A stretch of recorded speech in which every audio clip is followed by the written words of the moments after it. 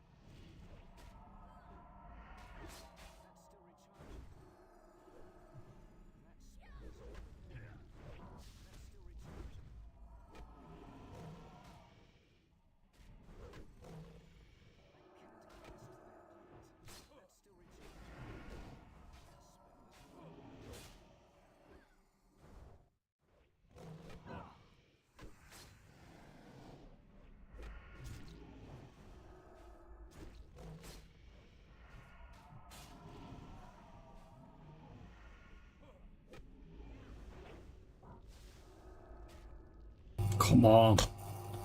Damn ice.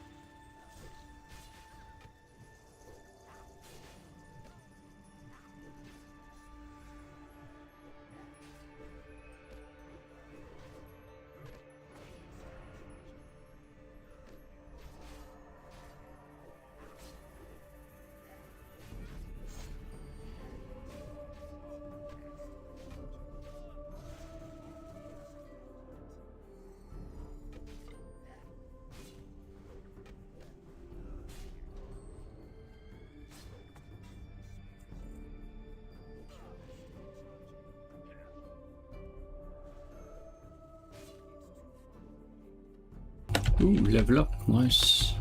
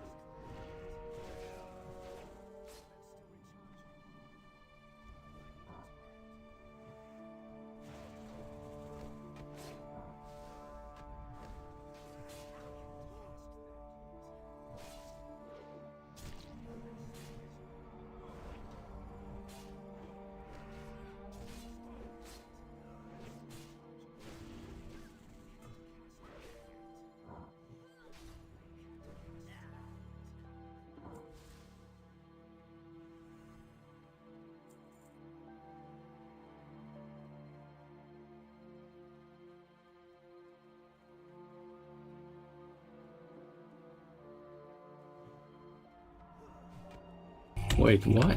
This is a new part? Didn't think I've been here before.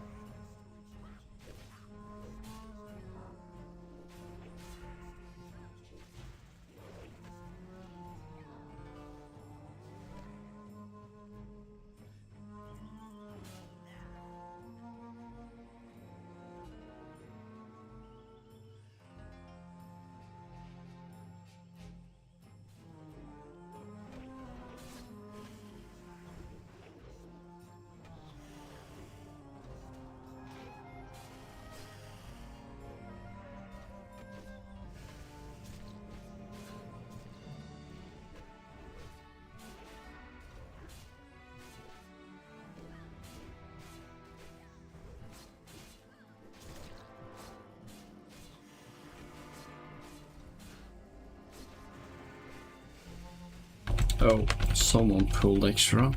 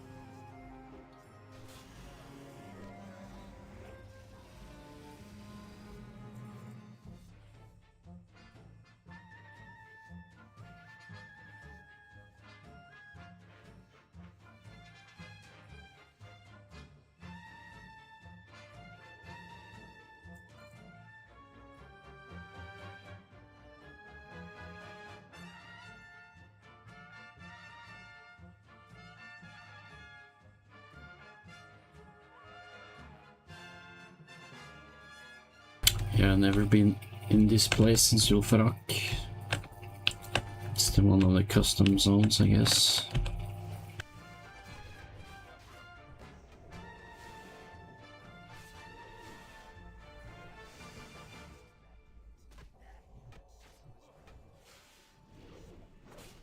What? I didn't get to roll for it? Huh.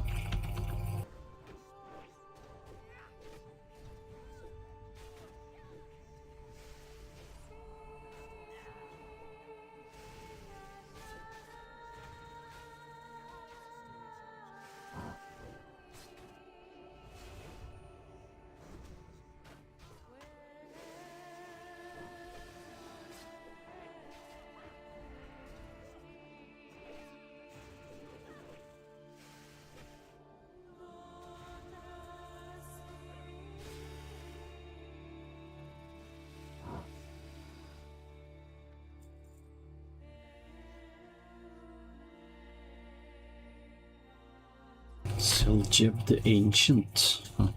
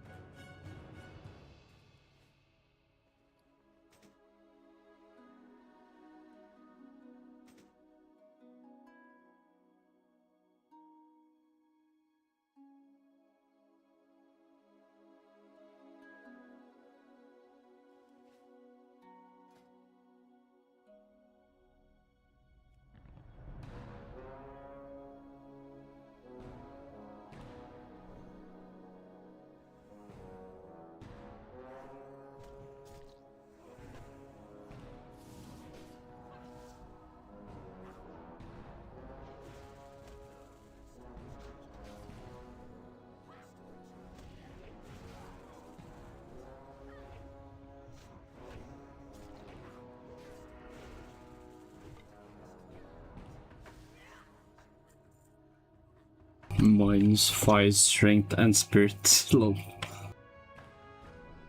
That's vendor loot.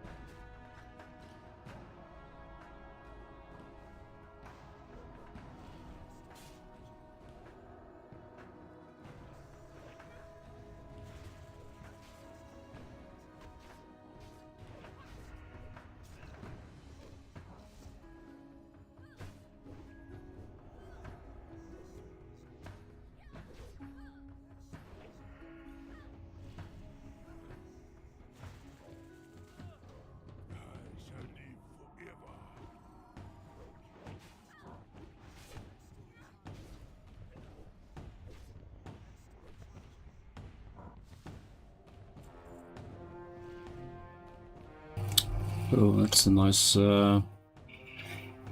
a nice healing.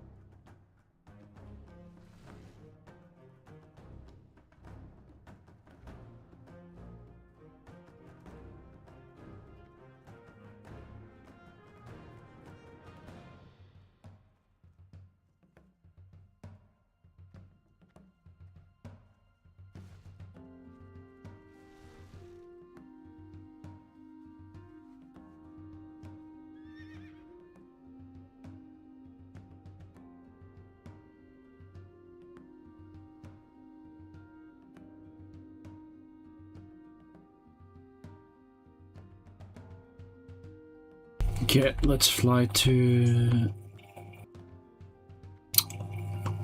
Let's fly to. What's it called again?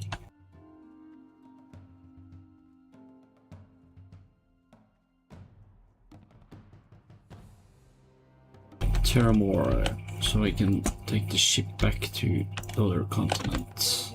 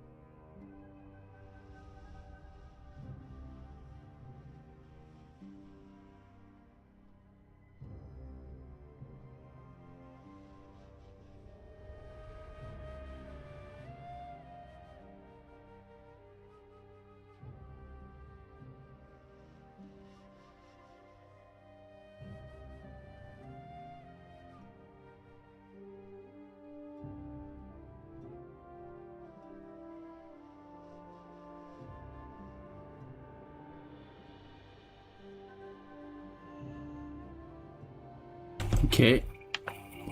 The ship. Oh, the ship is there. And the ship is gone. Shit. Well, I'm gonna go to the inn so I can send some money to the newcomers in the guild.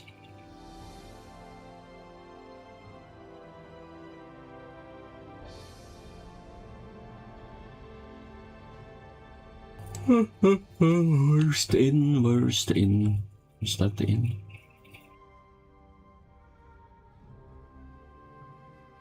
Yes, that's the inn.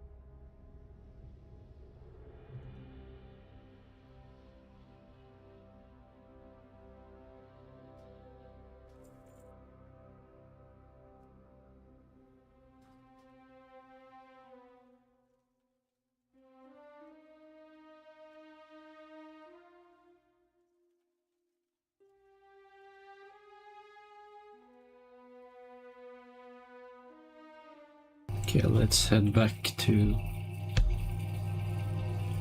the ship site.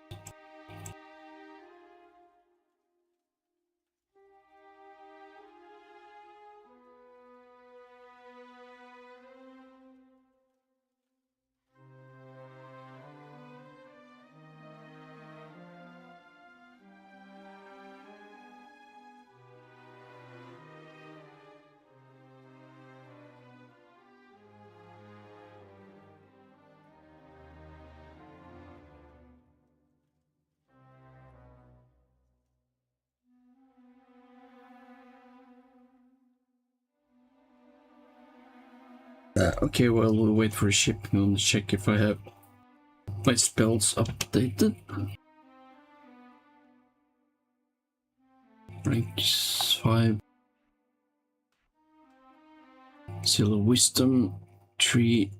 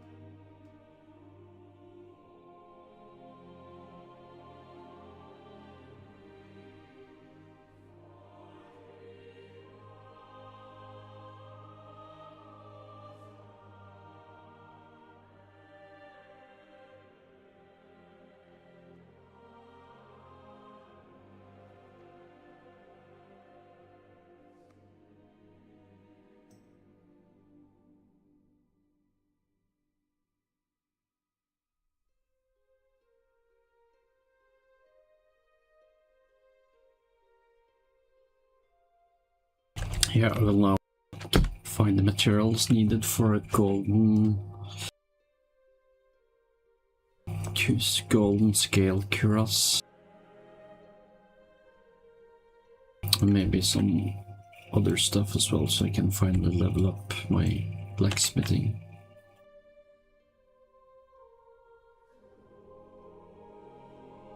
Is AFK on the boat? Lol.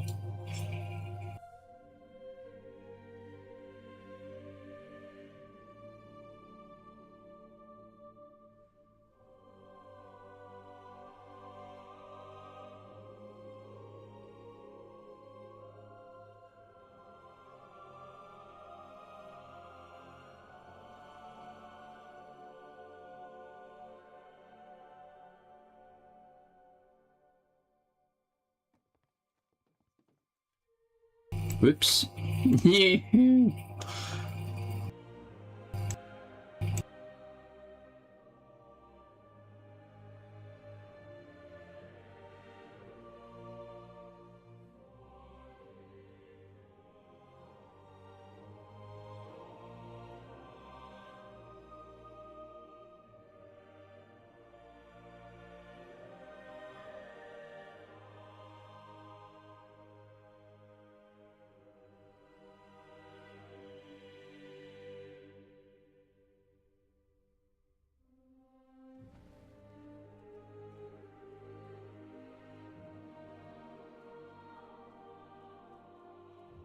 Where would you like to fly to?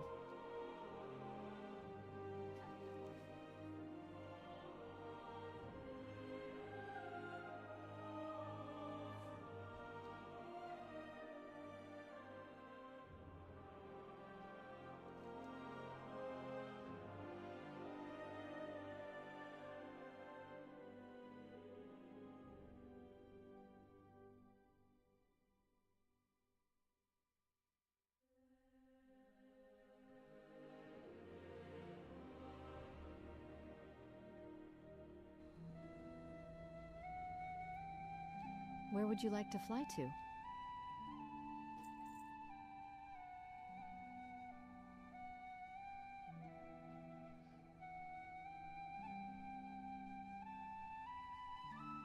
Yeah, Arathi has a lot of iron, which I need some of to make steel. I believe steel and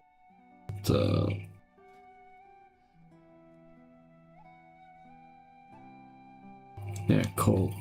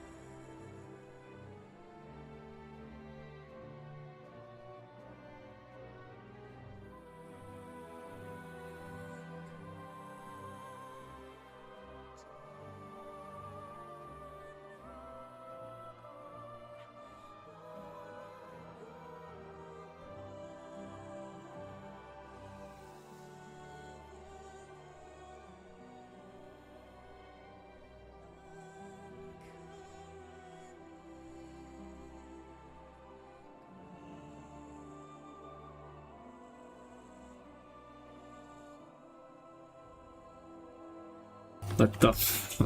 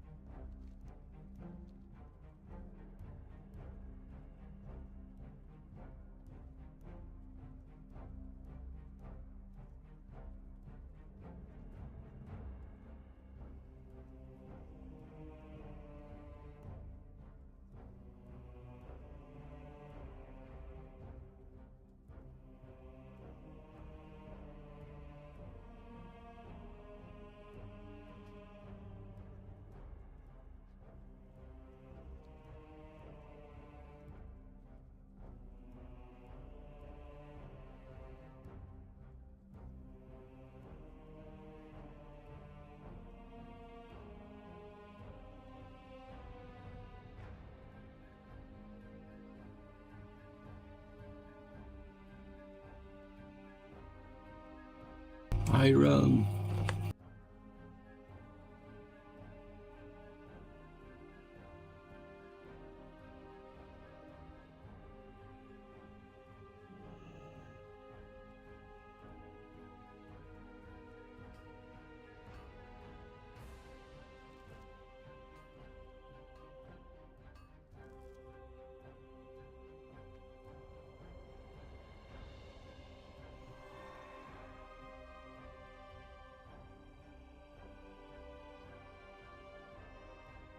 Yeah, tin is something I don't need right now.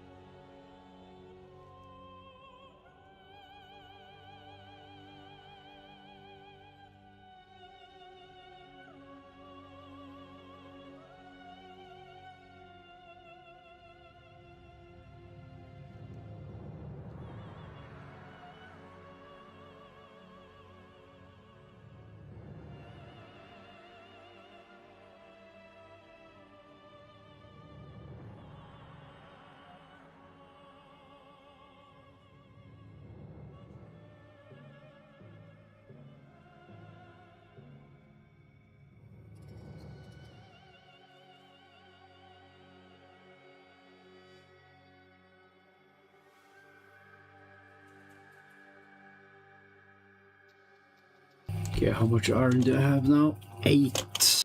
Needed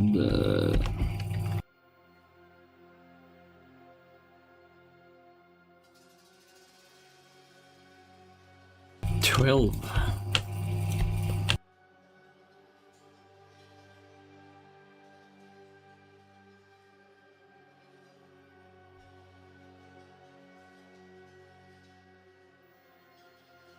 Guess I can just open the chest, might drop something cool. There's always a chance.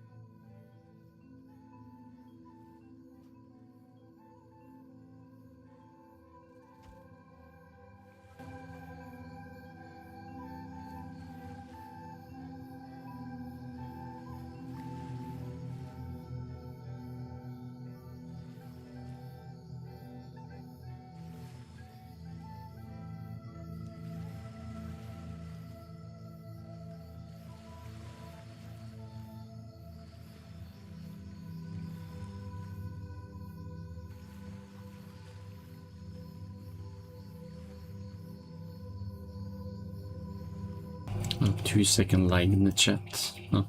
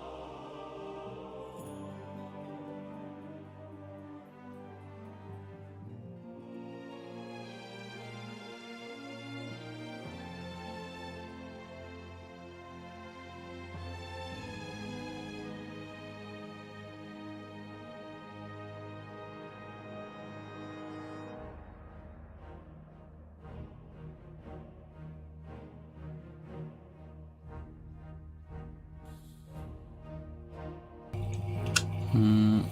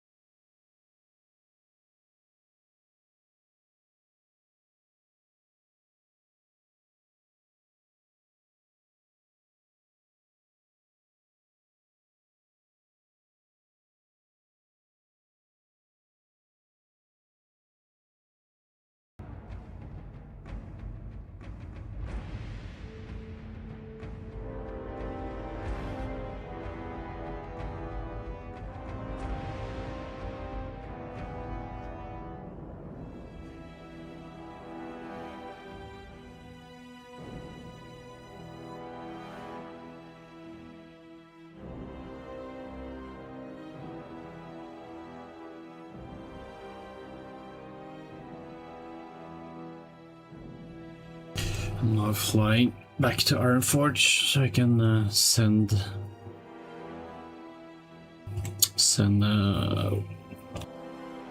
what was it, this one to my guild mate. Oh wow, that's good. 1% of damage dealt is returned as healing.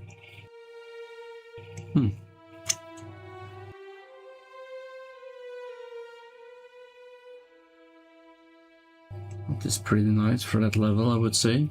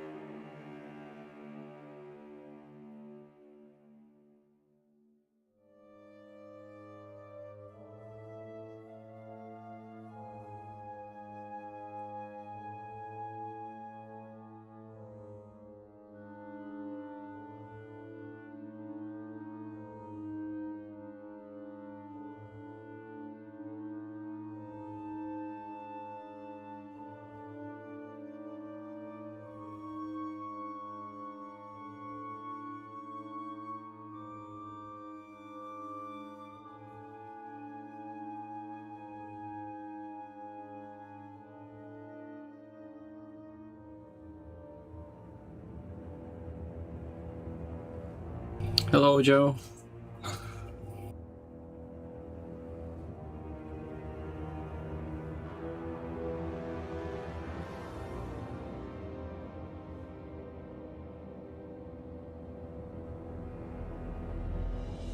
Are you trying to play this game?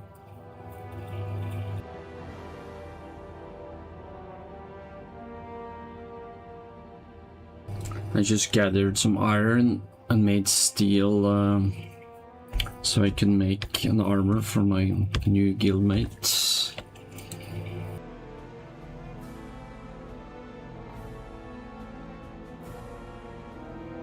Nova Scotia. Oh yeah, in Canada. God damn the music.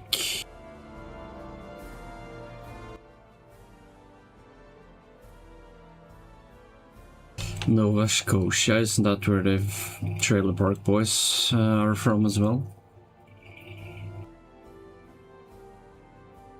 Oh, you have a character here? What's his name?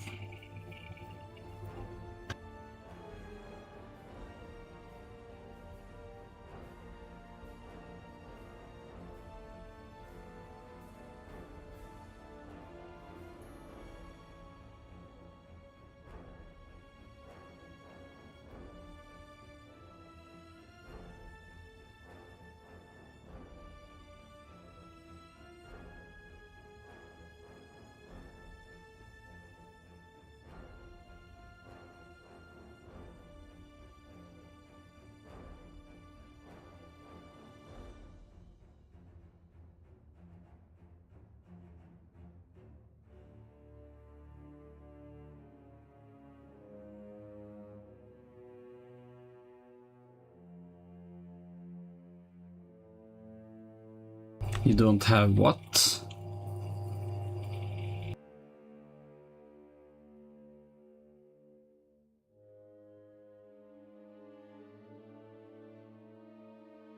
Okay, let's check the auction house if there are any plans I don't have. I can maybe purchase.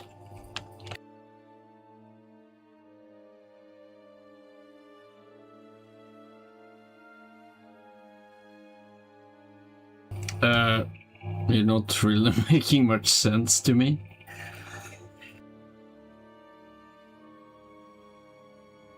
You don't got the CI net?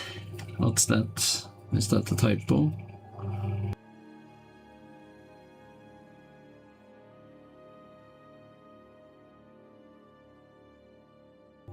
Ruined Meatfield Hammer.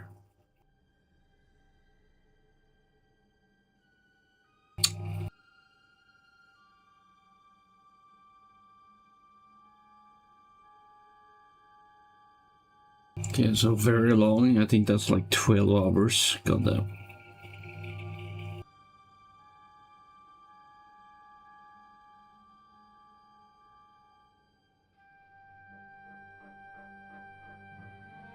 I wish there was a button I could find plans that I already know.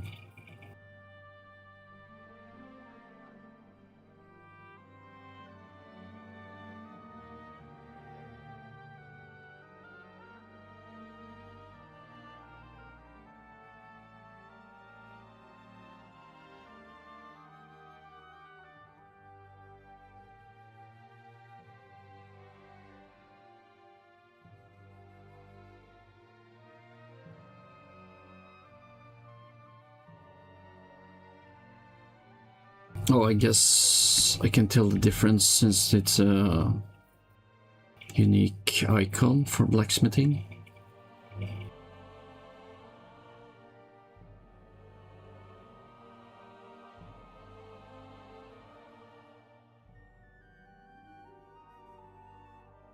Gem copper. I don't have this one.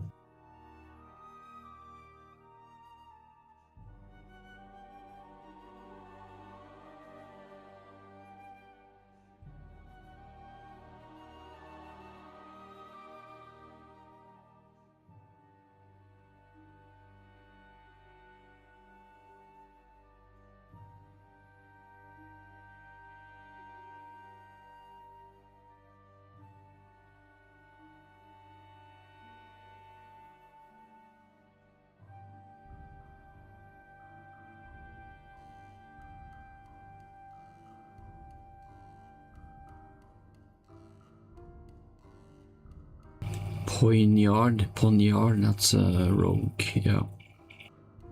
Pointy dagger.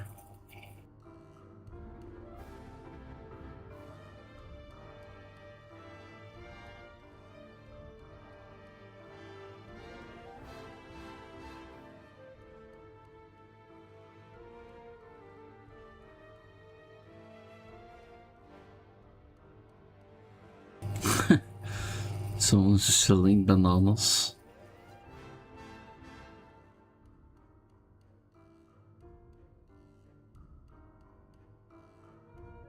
Iron counterweight.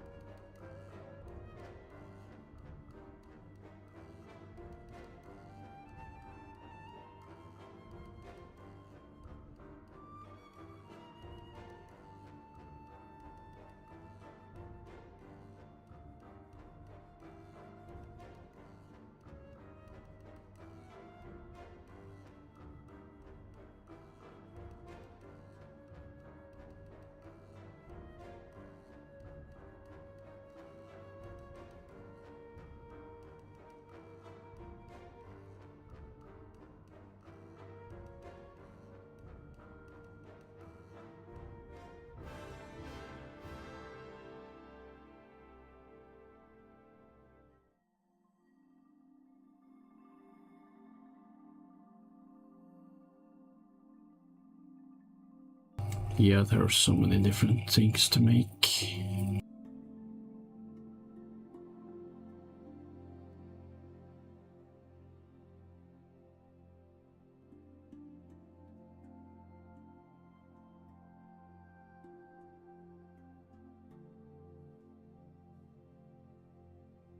Blue glittering axe. Huh.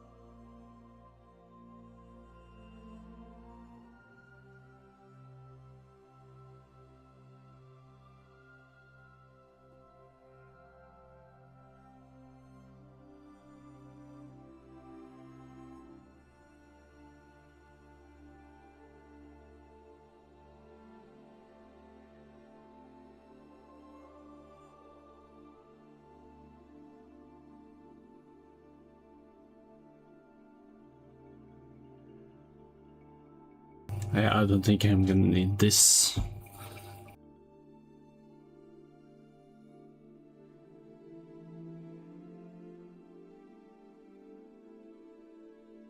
Okay, that's probably enough money spent.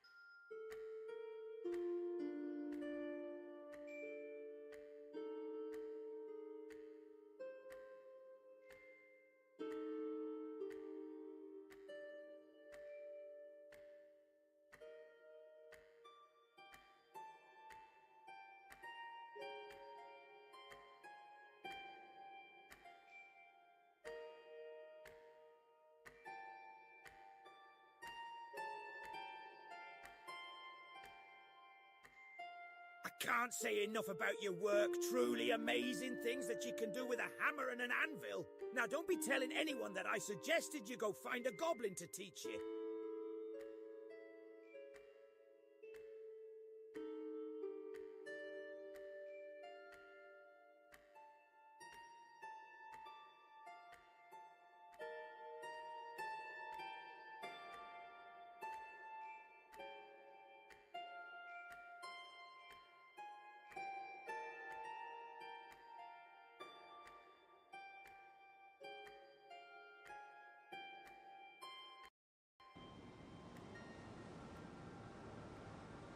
Okay, so I need to wait 10 minutes, then I can go back to Tanaris.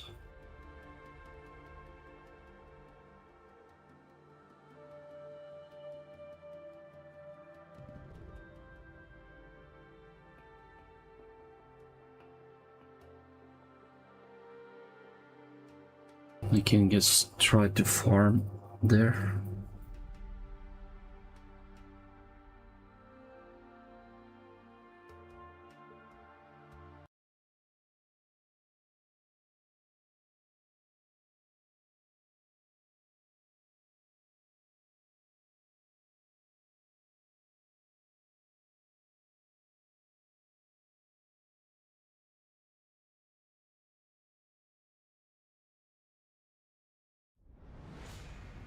Judge Buchanan Rex, you have been held prisoner on an unknown ship by the rogue trader Libertine Tina Morwith. You've undergone medical procedures introducing Wraithbone to your system. Alongside other prisoners you have discovered, there is Tasha Dunn, the Prometheum Derek's worker, Mayor John Urside of the Administratum, and Alistair Devondale, a dancer and courtesan of the elite, all of whom have their own secrets, and all of whom have continued the training intended for them upon this journey, though you have refused to participate in any Xenos knowledge that they were trying to pass on to you through hypnomatic means, opting out entirely from this experience, being left in your cell while the others have continued to learn. But there is a question, because you spend every evening together as the time continues forwards, which is, what have they shared with you, if anything, about what is happening to them through the day? What have you shared, friends? If you feel like you've kept it secret, I'm imagining, based on the panic of your face, Del, you kept it secret. Alistair, are you keeping things secret, or are you sharing? These are gifts. This isn't like he's lost all perception of right and wrong anymore, and now he's just convincing. He's trying to convince the judge every day. You got to accept the gifts that were given. And Tasha, have you shared what's happened to you, or are you keeping it secret?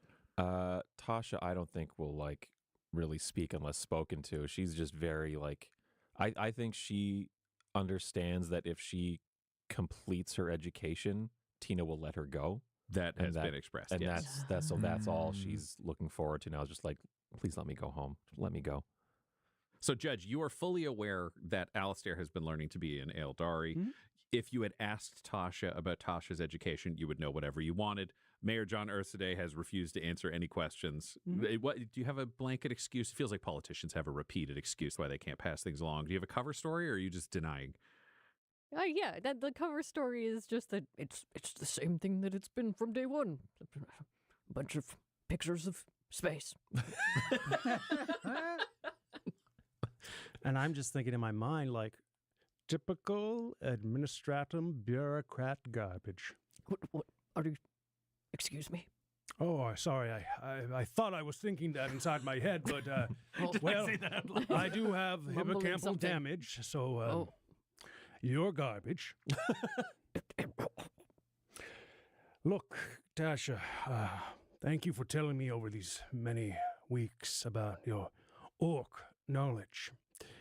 And may I say, and then I'm going to say something in Orcish, I'm going to say, disavow your learnings. I challenge you to try to say it in Orcish with the level of understanding you currently have. No, remember, I knew Orcish. You started to pick up some of it, yes, but you've had 50 days of no before, I remember, training. like, we're in earlier, like, the judge knew Orcish before all of this. Oh, you knew the judge knew Orcish even before? Yeah. Great, well, I'd love to hear it in Orcish then. Oh, God, well, what does this Wouldn't we all? Yes. So, in 40K Orcish, this is where we dive into a little bit of deep dive lore so I can contextualize why this would happen. But if you speak Orcish, Orcish is a consistent language across all orc everywhere. Mm-hmm. They universally speak it. Their specialties are built into their DNA, so it's a pretty constant language. It is functionally a deep Cockney accent with a lot of mispronounced or shortened words. They were trying to teach me Orc this whole time, and okay. You already knew I it. already knew it. I already knew it. Yeah, that's the thing. But then they started to That's the dive thing. into a lot of foundational vocab, and you also didn't have an interest in that. So See, when I would converse, so I knew Orcish. This was something that was never brought up because it never needed to be brought up Yep. before. The judge has been around a lot, and he is a flexible person, and knowing thine enemy does not necessarily mean you are thine enemy, but that's a flexible kind of dance he does sometimes, and that's how he rationalizes it for himself. But he's using this as a bond for Tasha because he finds that she is the weakest link among these people and the easiest to bend, at least the most malleable, yes. most malleable, and that's not a bad thing. That's a very, very good thing. Oh, it's good. Okay. Yeah. So he will basically just say, "So here's the thing, love. You're going to want to disavow everything you learned, huh? If you think you're going to survive at the end and not get all slashed up, well, I think you bloody delirious, get." How do you know? Are you learning the same things that I am? Oi, I've been alive 700 years. I've been around the block a couple of times. I'm not going to tell you how I came to understand this language. I'm just going to tell you that I've been in the same boat. And that boat, it don't always float. Sometimes that boat will make you sink to the bottom like a stone. Well, why are you telling me these things? Just... I'm telling you these things. I'm going to talk in my old voice now. I was going to black out. I saw light. The blood left Josh's whole head. Yeah. But we got to let the scene continue.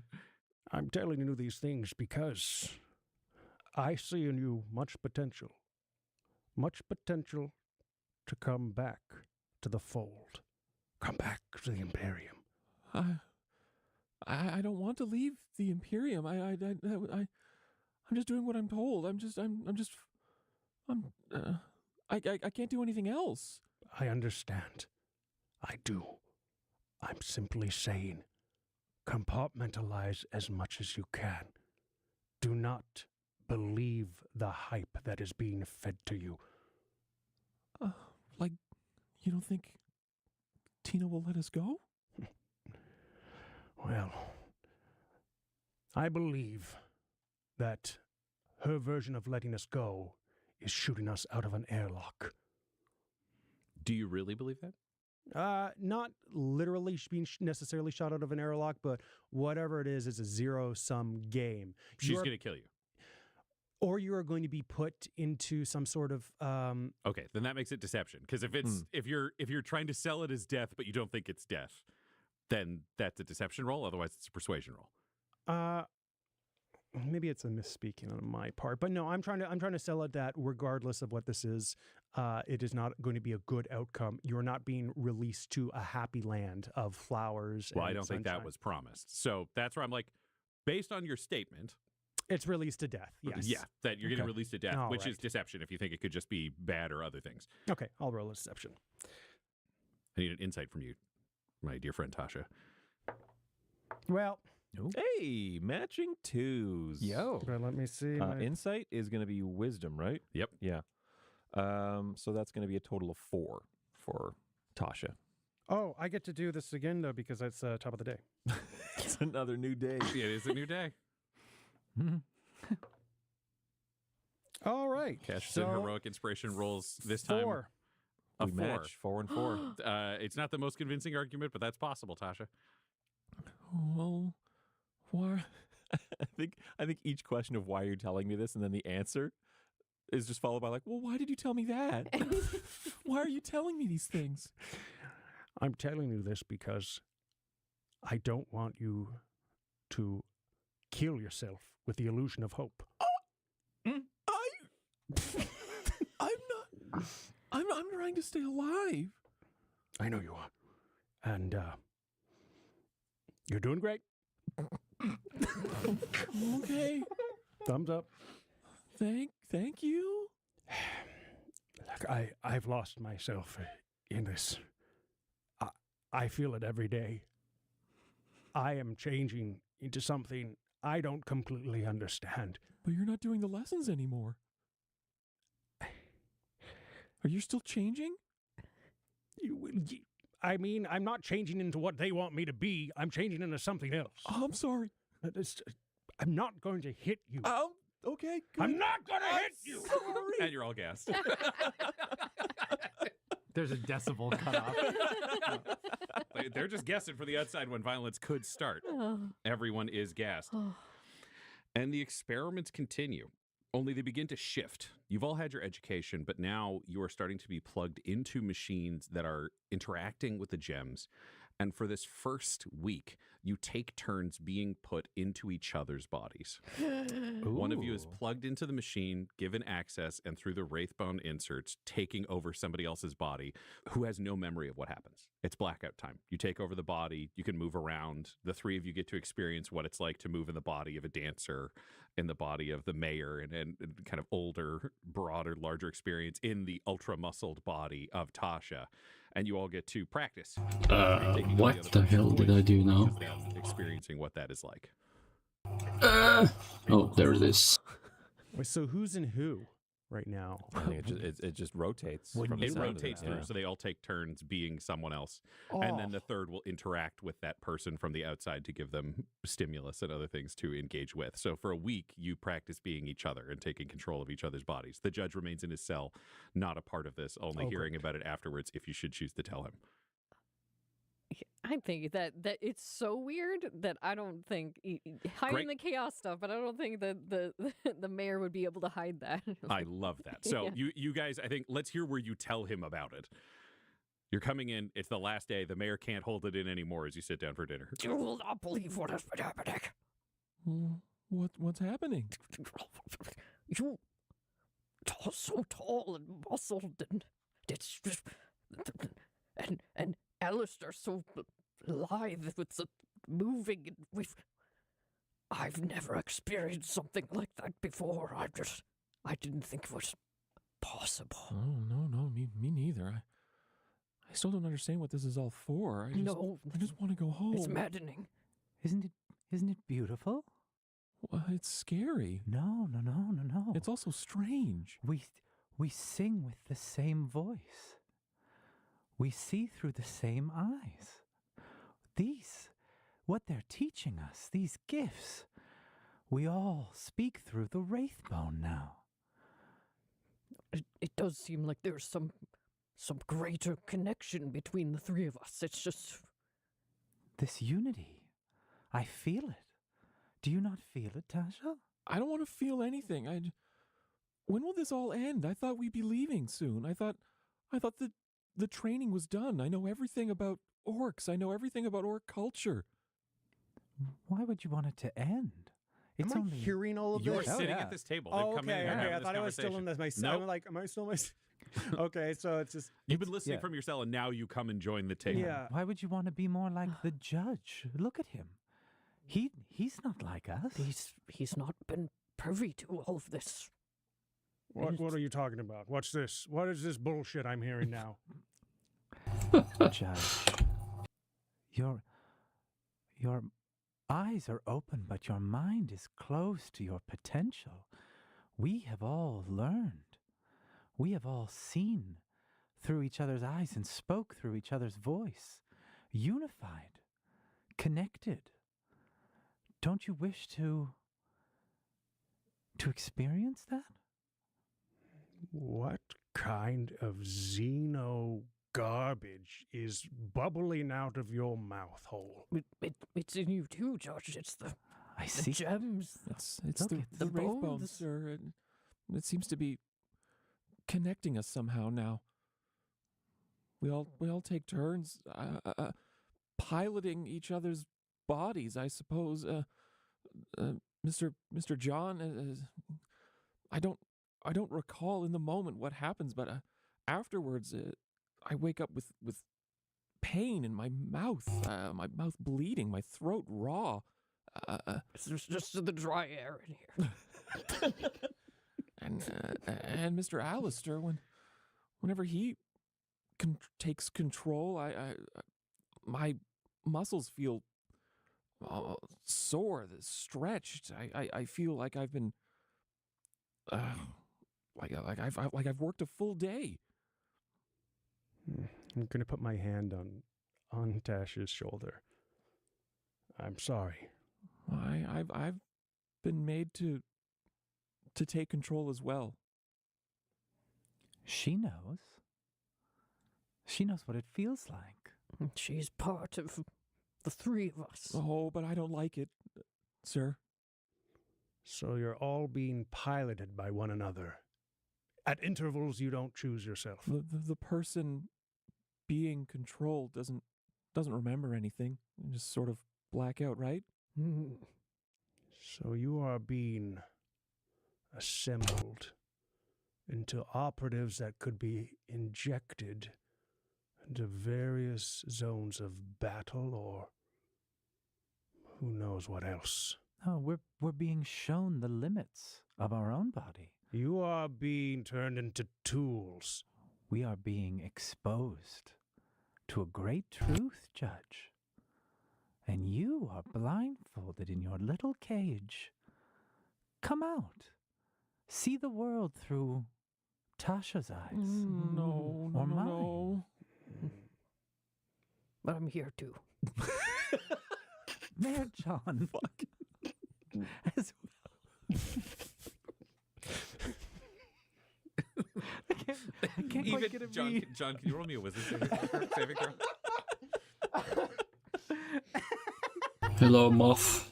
This is World of Warcraft. Yeah, even you have to admit, having been in all the bodies, yours is objectively so much worse. Like, no one would choose your body. I wouldn't want to be me anymore, but, but I didn't have a comparison before, but now it's bad. But I'm listening to a podcast.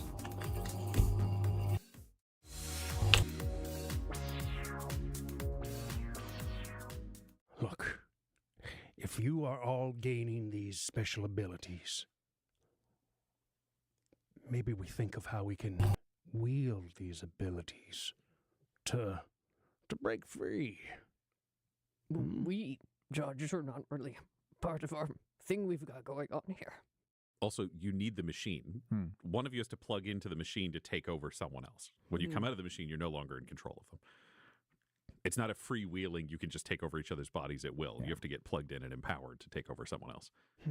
I really wish, like, the judge really wishes he could microbead right now or use a sign language to talk with people, but... It'd also be cool if he saw any of the things they're talking about. Yeah, but, like, any plant, like, it's so hard to source any kind of enough information to be able to assemble a plan, to do anything. We're completely at the mercy of Libertine Tina, and it's a huge bummer, man. So it's just no, it's not. This is great. And the struggle continues with you trying to put together a plan, not having enough information, learning things secondhand from someone who is very fearful to speak, someone who denies everything, and someone who is becoming a raving lunatic as this process continues. But for those of you who are training, you start shifting into being placed in animal bodies to experience flight, to experience the hunt, to experience the joy of jumping around, but also to battle instincts. Can each of you roll me a wisdom saving throw? 13. 17. 11. Okay, for the 13 and 17, you start mastering these things. It is a struggle for you, Alistair, because you're just absorbing the vibe of whatever animal you're in. But you realize animals have much stronger instinctual vibes that are separate from traditional human emotions. Our drives are caught up in emotions and physical responses in a way that when you switch between human bodies, it still feels accurate. If someone threatens you, you're used to the human physiological response to threat. But animals, not so much. They have very distinct and specific drives that you have to work against if you want to stay in control. And after the first week or two of getting used to this, without being warned, you're all placed separately, you're put in, and what I will say is John and... I'm going to roll for this, actually. Yeah, John and Alistair. You're both placed into wolves. There's a third wolf, and then a deer is released. And you chase it down instinctually and kill it, only to find out afterwards that Tasha was the one placed in the deer. The third wolf with you is just another wolf. But no harm comes to Tasha's body. She was placed in it. The host dies. She's freed from the machine. The horror, the pain, the hunt, the fear, all of that is real, but she survives physically unharmed. And there begin to be experiments with prey drives, with hunting, with learning to push back on those. Alistair's innately bad at it. But at the same time, John and Tasha, you both start to master these drives and be able to rise above them. Let's have a conversation after a couple of weeks of that.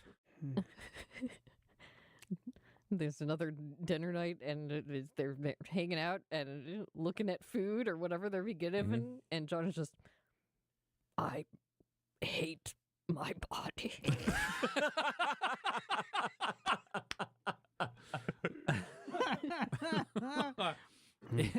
Yeah. Yes. Yes, it's such a limit. It's limiting. It holds you back. I'm Nothing sorry. tastes the same. Sorry, Mr. John.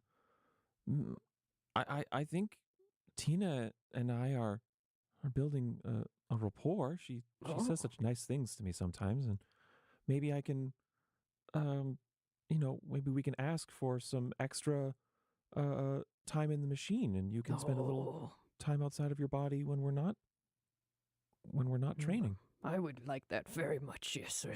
What sort of nice... Flying. Yes. What sort of nice things is this Tina saying to you? Just that, the training is progressing well, and it's almost time to take the next step, whatever that may be. It just seems like I'm doing well. Do not fall under the captor's spell, for that is a one-way ticket to hell. Are you still talking to me, or Oh, what was that just now? It's just a silly thing that falls out of my mouth every once in a while. The judge is now starting to fray at the edges. He's been in solitude a long time. He doesn't have a companion that follows everything he says. He doesn't have now the warmth of his children, the one that he really likes. Oh my God. He's not near a team. Yep. Yeah. How good is he at regicide, though? Jesus. Yeah, he must be a grandmaster. But I mean, it's- the real irony is he would be exactly the same skill set because he can't learn anything playing himself. He can't get better than They have himself. both enemies have the same skill set. They cannot surprise one another. Is the judge noticeably freaking out a little bit, or is he coming unglued a little bit? It's coming unglued. It's Sure. not. It's not a freak out. It's just weird. I think emotional regulation is now unraveling a bit. Tasha's doing Memories great are sitting next to getting that. blurry. Like when he starts falling apart, that's usually when he would start getting put back together. Like going in for rejuvenate treatments, going under the knife, so to speak. And that's not happening. And it's just extreme duress, which, again, he's prepared for, but this is the longest he's been. Well, this is also completely passive and Yeah. inactive enemy, Mhm. which is Yeah. you're not getting to spar with Tina every day. Yeah. You're not even being tortured. You're not being threatened. There's no physical thing for you to push against. Yeah. You're actually just being ignored. Yeah. And that's the thing that's starting to hurt a bit. Like, it's like The Simpsons is like, well, Bart likes attention, but the thing is, he doesn't know the difference between good attention and bad attention. It's just no attention whatsoever. So now he's trying to, I think, live a little through the experiences vicariously of others, I think, which again is showing a little bit a wedge. It's opening a wedge of vulnerability that he's just uncomfortable with. So And what, what other nice things does this evil woman say? Tina told you that you were the quickest learner of the group and were very effective. She says I'm a quick learner, and I'm becoming more effective. She says you're an expert hunter, but also very talented prey. I've become both a very good hunter and also very capable prey. And she thinks you are more talented than the judge could ever be. She says some other very nice things too. I'm assuming based on sorry, that was really funny. Based on like as my history as a courtesan, I'm assuming a lot of that is based on like being able to read people. Yes. So seeing that the judge is kind of and asking a question like that, seeing a little crack in the armor, I think Alistair would pick up and like for the first time like go and sit down beside the judge. Oh yeah, go for it. Now, would you have ever told us your first name, or would you just have been the judge the He whole said time? Judge Rex. Yeah, I He said said Judge Rex. yeah, okay. Yeah. So I think Alistair will sit down, and he kept like of the food that we're getting. I'm assuming we'd get like one nice like a dessert, and he would keep his dessert. And the judge would never get a dessert. Yeah. The judge gets slop, and the rest of you get a nice We're meal getting with nice like food. meat and Yeah. vegetables and other side dishes and a small dessert. So Alistair would slide his Hello, Joe. over to you and go, Good morning, I guess. Or "You can have this too." oh, it's almost You stay here. almost dinner for you guys, to leave. I guess. We're not trapped anymore. But you. The only reason you're trapped is because you want to be. Every day, Mayor John leaves that prison of a body and flies and runs. And Tasha in the machine, she's not scared. She's good. She's the best of us at this. And you can be too, Judge. All of this waits for you. She does good in the machine. Oh, she does the best in the machine, Judge. My dear Judge. My dear Vi does good in the machine. And you could too, Judge. You could be the best of us all if you believed in yourself. I wonder what kind of end game the captor has for those guys. I'm going to kill you. And you're all gassed. night. Can I get everybody to roll me a d20? 4. 10. 14. Okay, yeah, you're all gassed. None of that changes.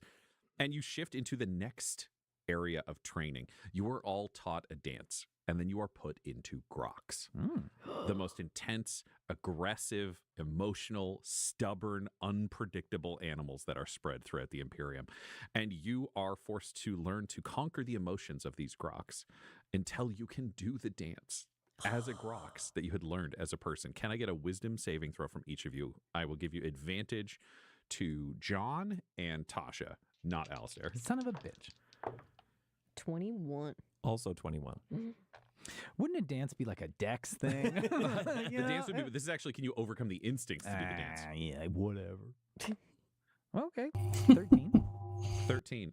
You do barely manage to do it. Again, Alistair is caught up in these waves of emotion. He's caught up in the interior lives and the instincts, and it's celebrating them all, which means he can. Yeah, I'm just running around killing stuff. He commits to this. God bless. After you have all completed the dance, you are then put as 3 groks into one pen, and it brings out an absolute feral ferocity of wanting to kill all of the other groks that you need to overcome. The most powerful instinctual drive to aggression you have ever experienced. Can you all roll me wisdom saving throws? I will give advantage again to John and Tasha, but not to Alistair. Another 21. Oh, well done. 15. 7. unfortunately, it takes a considerable amount of time and a lot of dead groks. You realize you are being fed groks every night as this is experimenting, and likely so is the entire crew as this is happening. But Alistair just cannot master these emotions to the point where eventually Tasha and John work together as two groks to pin you down, and you are just fighting so hard that they have to kill you while trying to stop you. Can you roll me a wisdom saving throw? It's got to be wisdom, eh? Yep. Oh. 16. 16. You finally manage to overcome this final hurdle. And the three of you together do the dance as these raging groks who are determined to kill each other. You still manage to stay in control, carry out your elaborate activities, and not kill each other in the process. And it is treated as a big celebration. Tina at the end congratulates all of you for completing the training and says, tomorrow will be the final test. Once that's done, you'll all get delivered. You'll all be set free. You won't be on the ship anymore. You won't have to worry about any of this. The final test is tomorrow. Do we have to leave? Yes, Oh, because the client is the one who organized this, but, not me. question. John, Do we get to go together? no. Oh, Oh. well. You've got your own places to go. I can't guarantee that you won't end up working together again in future. What I can tell you is you're not being dropped off at the same place now. Okay. Maybe wherever we are, whoever we are, we should come up with a way to know one another, no matter what body we're in. Well, I don't think there's anything better than the Grox dance. He's starting to do it. It's so beautiful. The Grox dance. Yes, yeah. Yes. The Grox dance all unifies learned us. Yes. Okay, so we're going to get you guys to dinner, and you can do the Grox dance all you want. Again, final test is chosen by client. Oh, shit. This will all be Rogue as well. So eat well. I'll see you tomorrow. And she delivers you back to the central area with the judge. And a 1 and a 2 and 1, 2, 3, 4. Grox dance. You see them come in doing the same dance together. Laughing. having a great time. And the judge is just like scratching at his leg, just like there's like a really bad itch. A bed sore. Yeah. You haven't noticed he's been scratching at it probably for like just every once in a while, just like his leg has been just like giving him some guff. I don't know. Maybe it's the moisture in this place. Sorry, just the person who has the world in their head is like, what?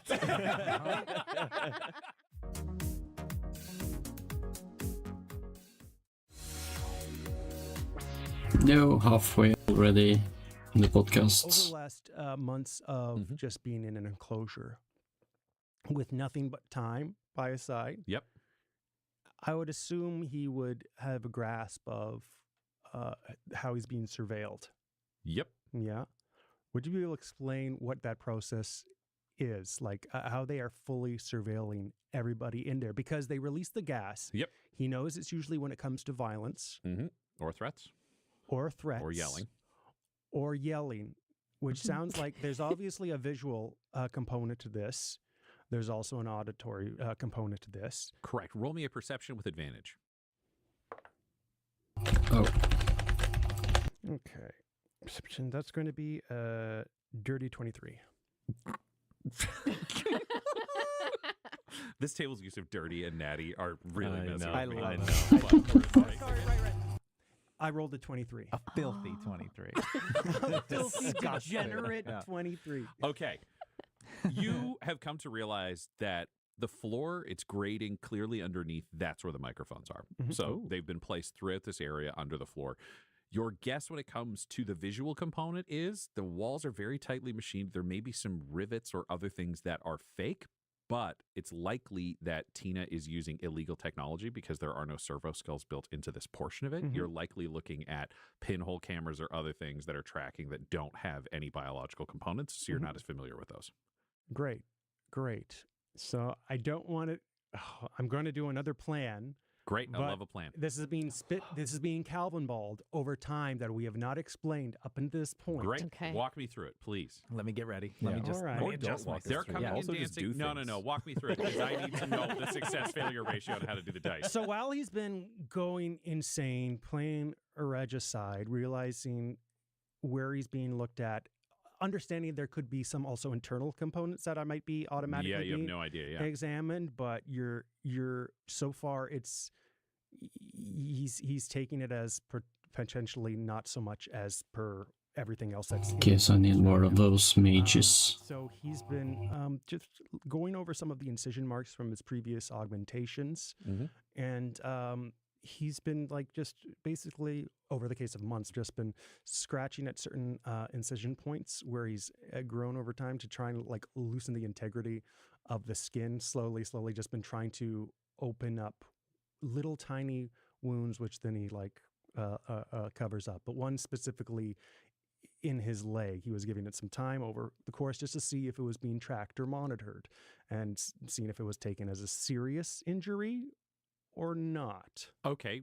You're trying to hide it or you're trying to not hide it? Oh, I've been trying to do it. Yeah, no, I've been just doing it like, I've been trying to do it deceptively, but just make it seem like really casual when I'm really hurting myself. Great. Roll me a stealth. Do this for me, baby. Well, that is going to be, oh, wait. This is the second day. I'm doing it again, baby. Okay, you've been using that for this overall process. I believe that you were using that on each successive day Yeah, if it's part of your plan. yeah. This is an inspiration that he's using. Well, that fucking sucks. So it's You just roll going a to be, 4 with the inspiration, so Yeah. the original number will be better. it's going to be an 11. 11. Okay. You are trying to do this, but when you actually get to the point of breaking skin, they come in, treat it, reseal it, and you have Grok's hide mittens I was gonna put say on your hands mittens. that are hooked in as cuffs, so you no longer have use of individual fingers. This fucking blows. Okay, so he's still he's trying to scratch through the mittens. He's like, He is now spending his days with his arms chained above his head on the back wall. They let you down for meals. I have no fingers, and they but I hook you must back scratch. all right, okay, I'm just gonna go. Tina, Libertina, can I speak with you, please? Sure, I'm listening. Voice comes in over the comms. I've wanted to ask what's going to become of me when everybody is released if I am not educated in the ways the client wishes me to be. Up to the client once we drop you off. I see. Okay. Is it too late to ask for if not a cram course, for whatever test you'll be putting everybody through, at least a chance to go through with this final test, even though I may not be up to snuff? Oh, yeah, you're going through the final test. That wasn't optional. Oh. Yippee. Could somebody come and scratch my Nope.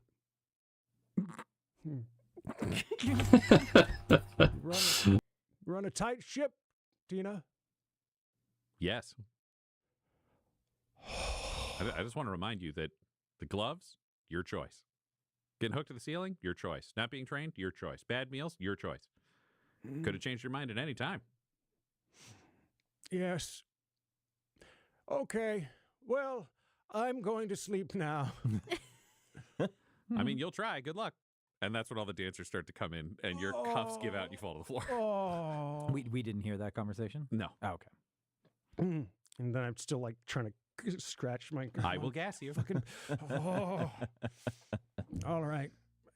Well, gang. Slowest turnaround with like jazz hands in the air. You know? Grokstans. Grokstans.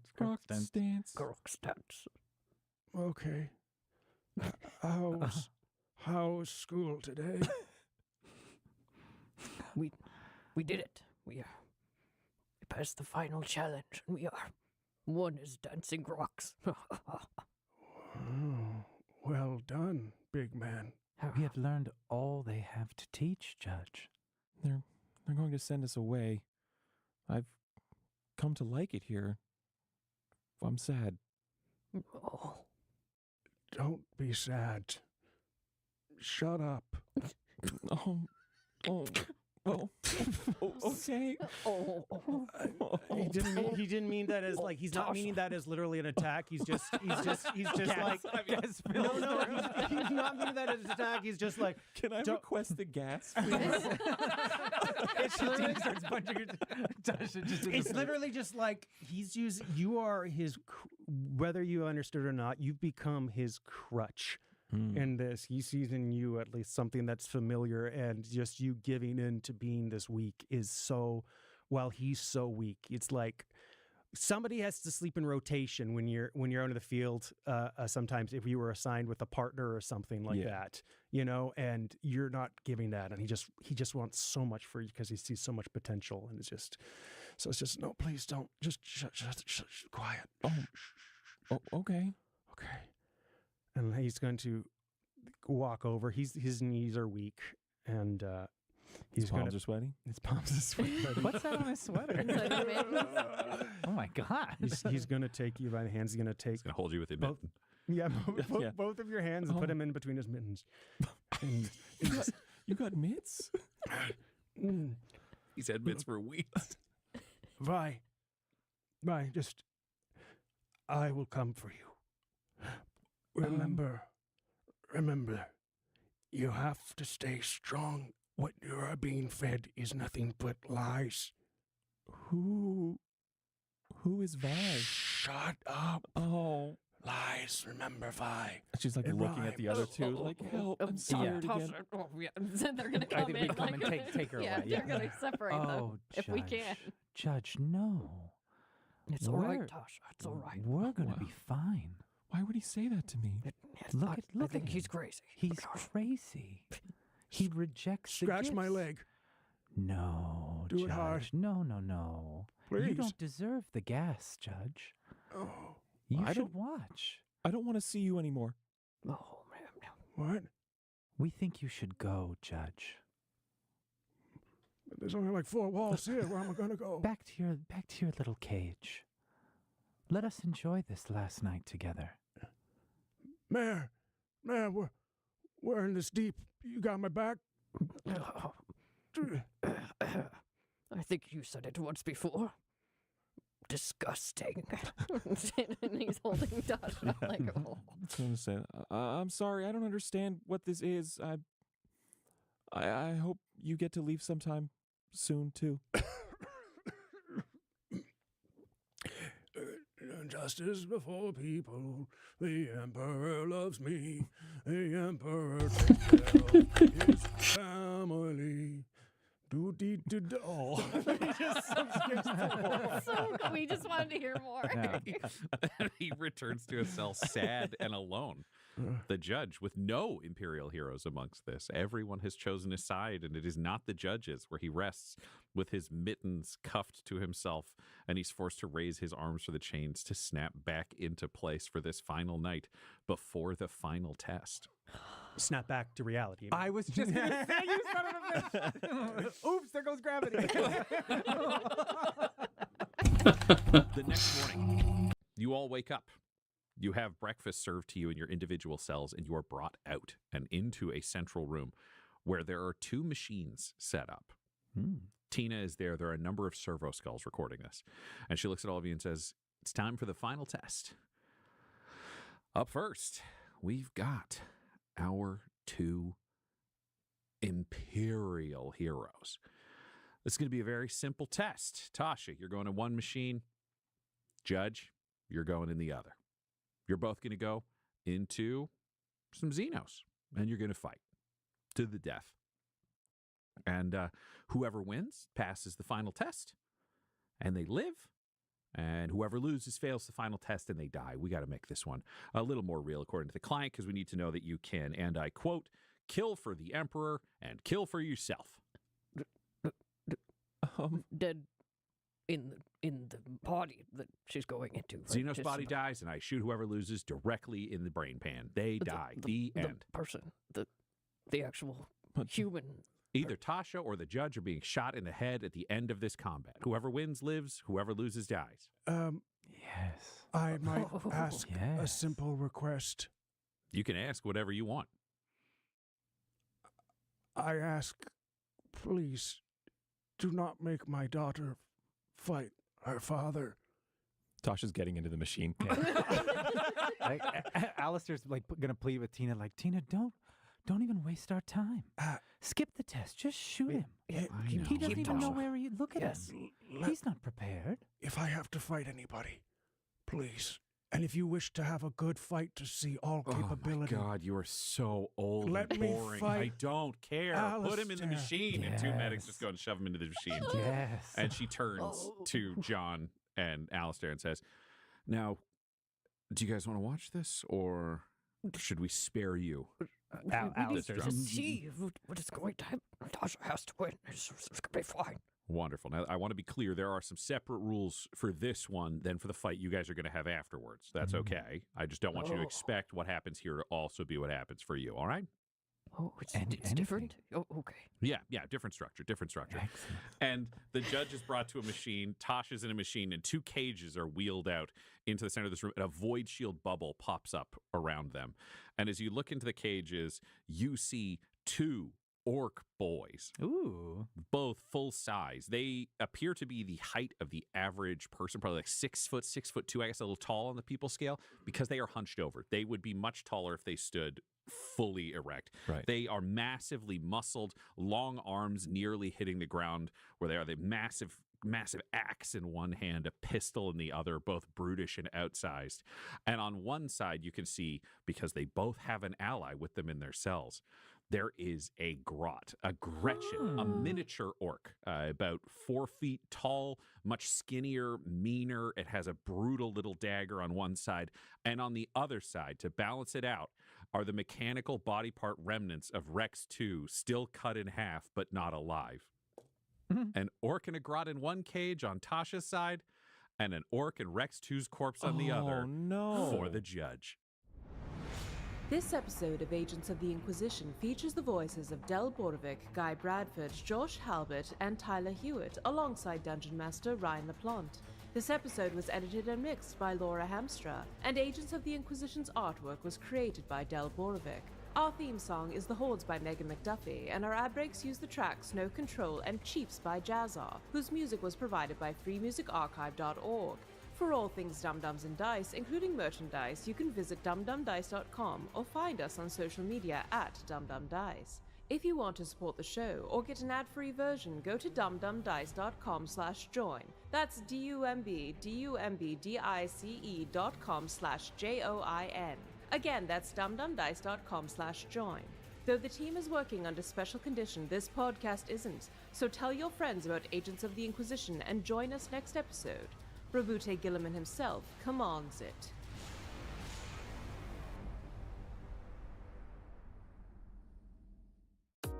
Dum-Dums and Dice has to give a special Some thank you people to are the so patrons square on Patreon at this time. when they read something. My Gavin God. and Abby McDonald. Grandma Likes D&D. Alan.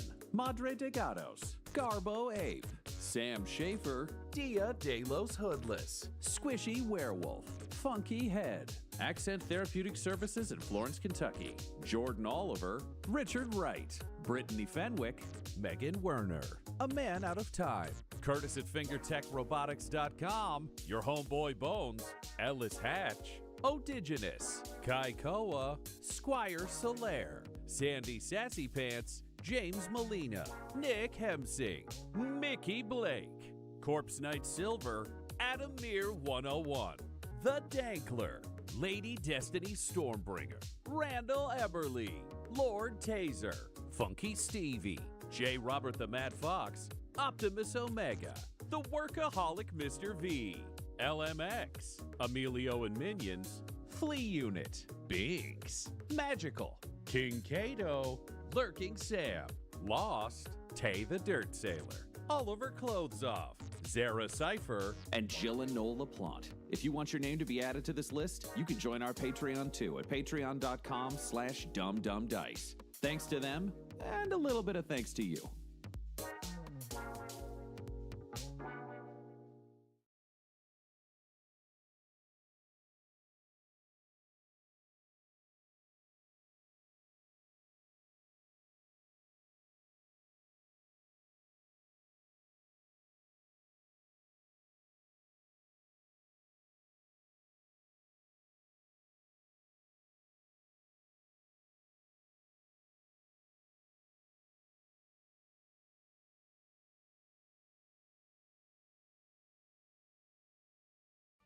I sommer skjer det mye I Nasjonalmuseet.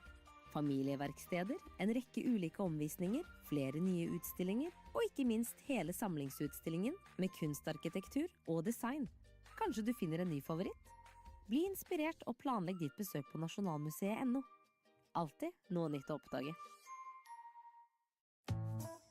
Fiken et superenkelt regnskapsprogram for bedrifter. Men visste du at du også kan starte din egen bedrift med Fiken? Gjør som tusenvis av andre og registrer AS og enkeltpersonforetak trygt og enkelt ved å fylle ut skjema på fiken.no. Vi hjelper deg hele veien til ferdig registrert bedrift.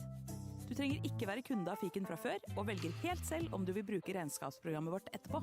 Tjenesten koster heller ingenting ekstra. Fiken, start din egen bedrift. Superenkelt. Endelig sommerferien over for vår del. Lars, vi tilbake I jobb.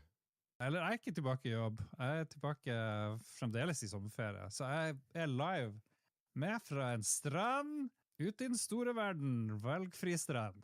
Ja, det her jo også jobb å lage lordbua. Ja, gjør ikke dette for fornøyelsens skyld. Nei, vi hater jo det her. Jesus Christ. Vi I hvert fall kommet til episode 608, og august står rett rundt hjørnet. For noen så august liksom den ultimate sommermåneden, ikke juni eller juli, men august. Sånn sensommer. Ja. Det som den magiske sommeren? Ja, de jo idioter, jeg vet ikke. Det jo juli, spesielt I Nord-Norge, for nå merker jeg at det mye varmere på dagen, mye kaldere på kvelden, liksom. Stor forskjell. Det det sikkert. I hvert fall så vi langt unna midtsommer, som de feirer I Sverige, og det betyr at din godeste bror som bor I Sverige, han har flyktet fra Sverige, nå som det ikke midtsommer der, og så ikke var Sverige med I VM heller, ikke vant I Eurovision. Det går begredelig I Sverige for tida, det ikke det riktig, Lars bror? Jo da, men det veldig spennende. Det som å flykte over Berlinmuren når man skal fra Sverige til Norge. Kulene spruter, og det, ja. Du husker ikke hva min bror heter da, virker det som? Han heter Jaffa, eller Jan Fredrik, det fulle navnet. Ja. Jan Fredrik Olsen. Jan Fredrik latin for den beste broren. Ikke sant. Mens Lars Rikard latin for... Nei, vi skal ikke gå. Det nok mobbing. Vi streamer vel ikke det her, og det jo veldig synd, fordi vi ser min bror, litt sånn brun, jeg krittvitt, men du jo, Kato, du faen meg en hummer der borte I studioet ditt. Gud av meg, du har vært I sola. Ja, det har bare vært sol hver eneste dag. Jeg har vært på Vestlandet hele sommeren. Det har bare vært sol hver eneste dag. Vi kan ikke gå videre inn I den spalten før vi gjør sånn her, Lars. Ja. Det mulig? Nei, kan du fortelle? Har du hørt på maken? Hva har skjedd siden sist? Du tjuvstartet spalten. Ja, tjuvstartet, men det jo ikke sant. Nå vi I real time, det vet ikke lytterne. Vi har jo spilt inn masse ting på forhånd. Vi hadde en episode med Ståle, men nå datoen 29. juli. Episoden skal ut I dag. VM over. Vi spådde jo at Norge kom til å vinne VM. Ja. Krigen I Iran over. Vi måtte bare gjette hva som skjedde da underveis I sommeren, egentlig.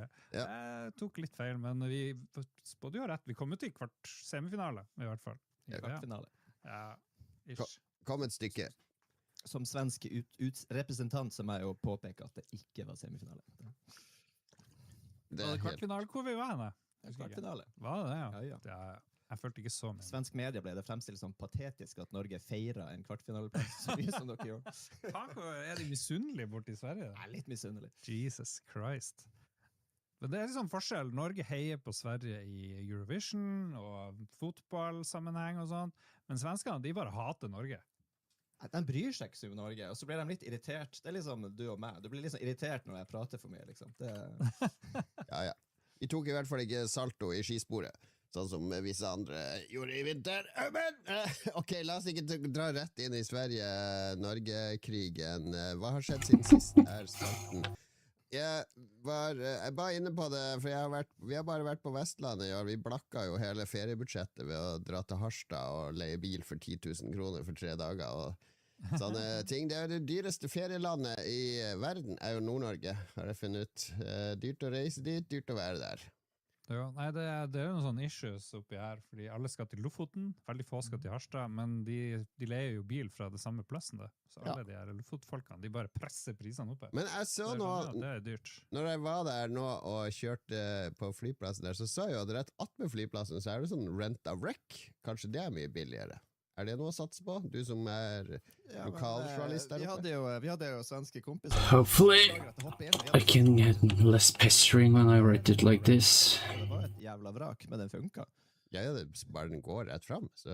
Ja. Top-notch work, adventurer! Top-notch! Den hadde så... Sergeant Bly stole from me. He said he'd only borrow it, but he stole my cherished Divinomatic rod. Without that rod, how will I know where to dig new water holes?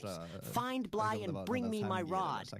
Ja, men kunne ikke kjøre i det tyngste giret. Det er jo bare charmerende. Det er bare Excellent! The more water pouches we're able to reclaim, the further away from disaster we'll all be. Keep them coming, and I will be sure to reward you for every 5 water pouches. Nei, gi oss de gamle manuelle bilene. Det liker vi. Men vi brukte så mye penger der, så vi endte opp på Vestlandet hele sommeren, og det var flaks, fordi det var 2,5 uker med bare sol hver eneste dag. Det var ikke en regndråpe, det har aldri skjedd før på Vestlandet.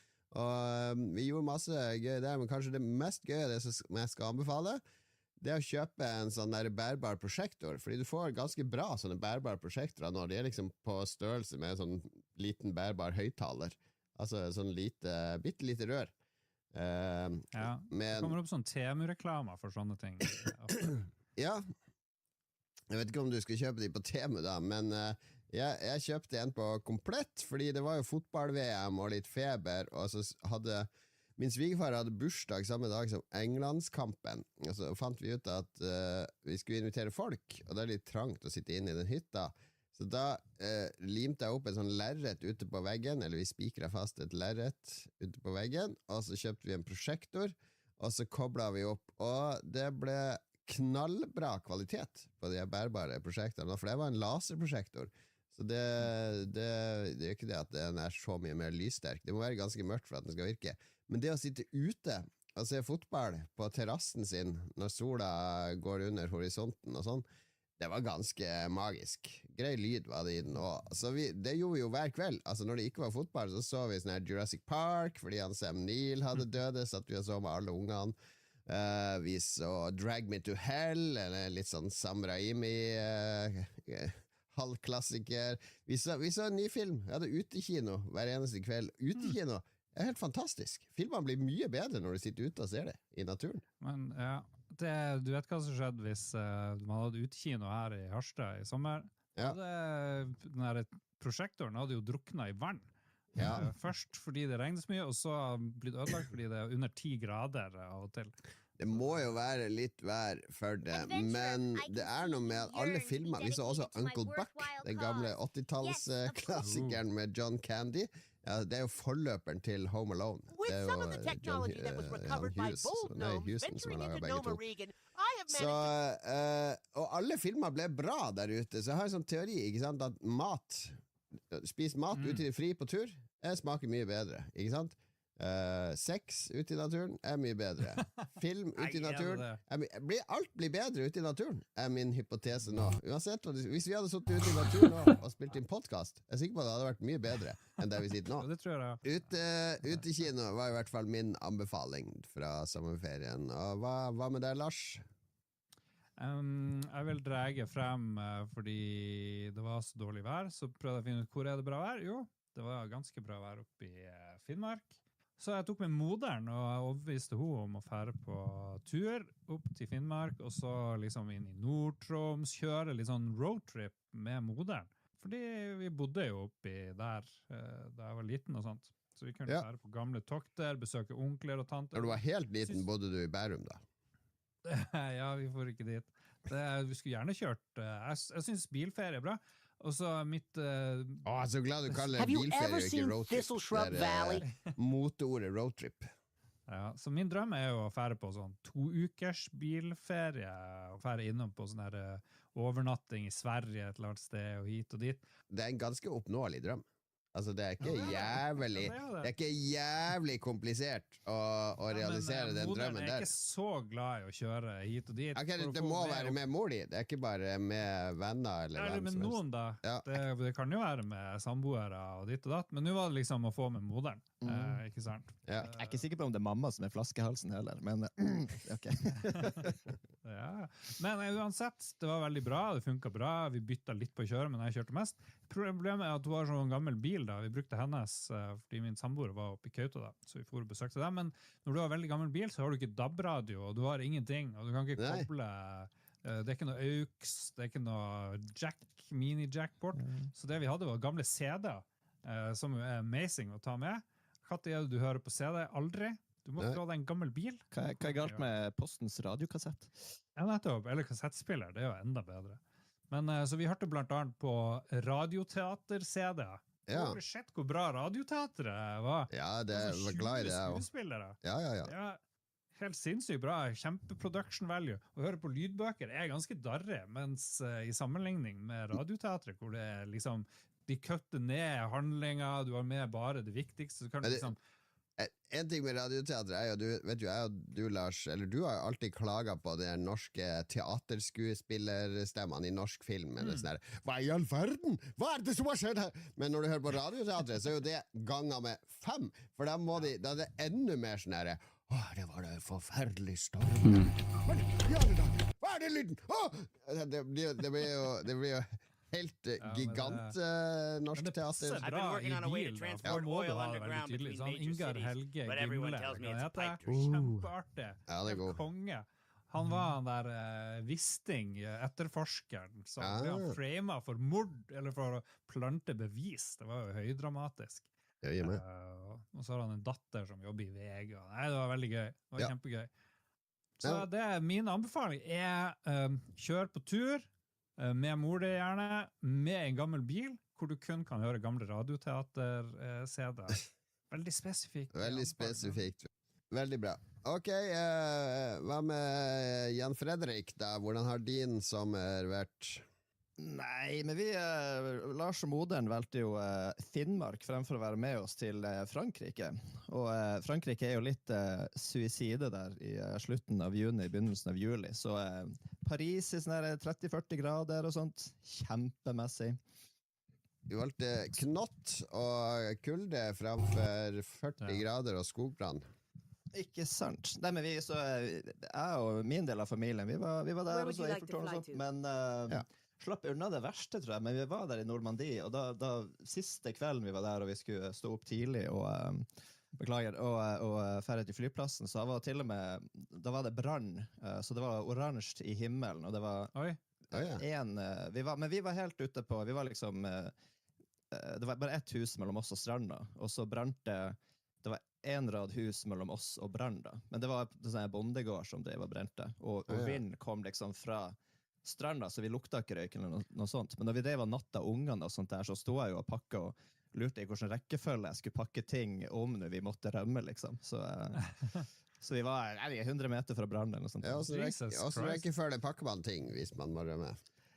Jeg bestemte egentlig bare for å ignorere alt og bare pakke I min uorganiserte takt. Men så jeg stolte på vind, og vindretningen var ganske konstant der. Men det var en tankevekker, for å si det sånn. Ja, man trenger noen sånne, fordi jeg har inntrykk av at alle har så mye fotoalbum og harddisker. Det det man skal redde. Altså det man ikke har lagret på skyen.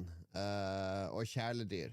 Det sånn innsamlingsaksjon for en katt som ble brannskadd, der de sikkert fikk inn 500,000 til den katten. Mens andre familier som spør om ting, det sånn, jeg kan få en 10. Er det dyr, så går det rett hjem på innsamlingsaksjoner. Dyra nå skal man redde det selvfølgelig, og bildene. Men er det noe mer? Er det noe mer om å pakke? Jeg noterte jo at jeg pakket jo min ryggsekk med laptopen først da. Men det gikk jo veldig fort, det tok et halvt minutt. Men, men det var litt sånn weird, for at vi var jo 2 familier og 4 voksne, så vi drev jo og forsøkte å prate med hverandre om den brannen uten at ungene, som var sånn 8-10 år gammel, skulle forstå det, liksom. Så det var litt special. Ja, hva var kodeordet for brann da? Nei, nå det mye grilling ute. Du kan jo se grilling nede I Sørvester. Jo. Nei, men det var jo så man utover et vindu, så var det jo oransje på himmelen, så det, Ikke sånn kjempe, men det var en åker som drev og brente, viste seg. Så. Men det her jo apokalypsens 10 år, de her siste årene. Det blir jo verre og verre, og nå brant jo halve Drammen, eller hva det var for noe opp. Og der du kommer fra, I Sverige, så det jo vannmangel nå på sommeren, så det bare å glede seg. Det blir bare verre, tror jeg. Det står skrevet at det skal komme branner, at det skal være bare sol på Vestlandet, det et tegn på apokalypsen, og så skal det være sånn gresshoppesvermer I Finnmark, så du opplevde ikke de, Lars, at det kom sånne der locust swarms og spiste opp alt. De nok der, jeg bare var heldig. Jeg gikk glipp av det. Kanskje det sånn kode for invasive vekster. Ja, kanskje Tromsøpalme og sånt. Tromsøpalme, det tror jeg tidlig tegn på apokalypse. Og lupiner og sånt. Altså, du må ikke skjøre nær av Tromsøpalme, for jeg sikker på at etter apokalypsen, når jordbruk og alt stagnerer, og alle dyrene døde og fisken utryddet, så det nok Tromsøpalmen vi skal leve av. Det blir Tromsøpalmen en hjørnestein I vårt kosthold. Ja, den giftige greia som I stilken når man knekker den, det blir sånn her hudkrem. Da vi glad for at det svir. Den skal herdes, den skal sørge for at menneskeheten overlever. Denne episoden via til Tromsøpalmen.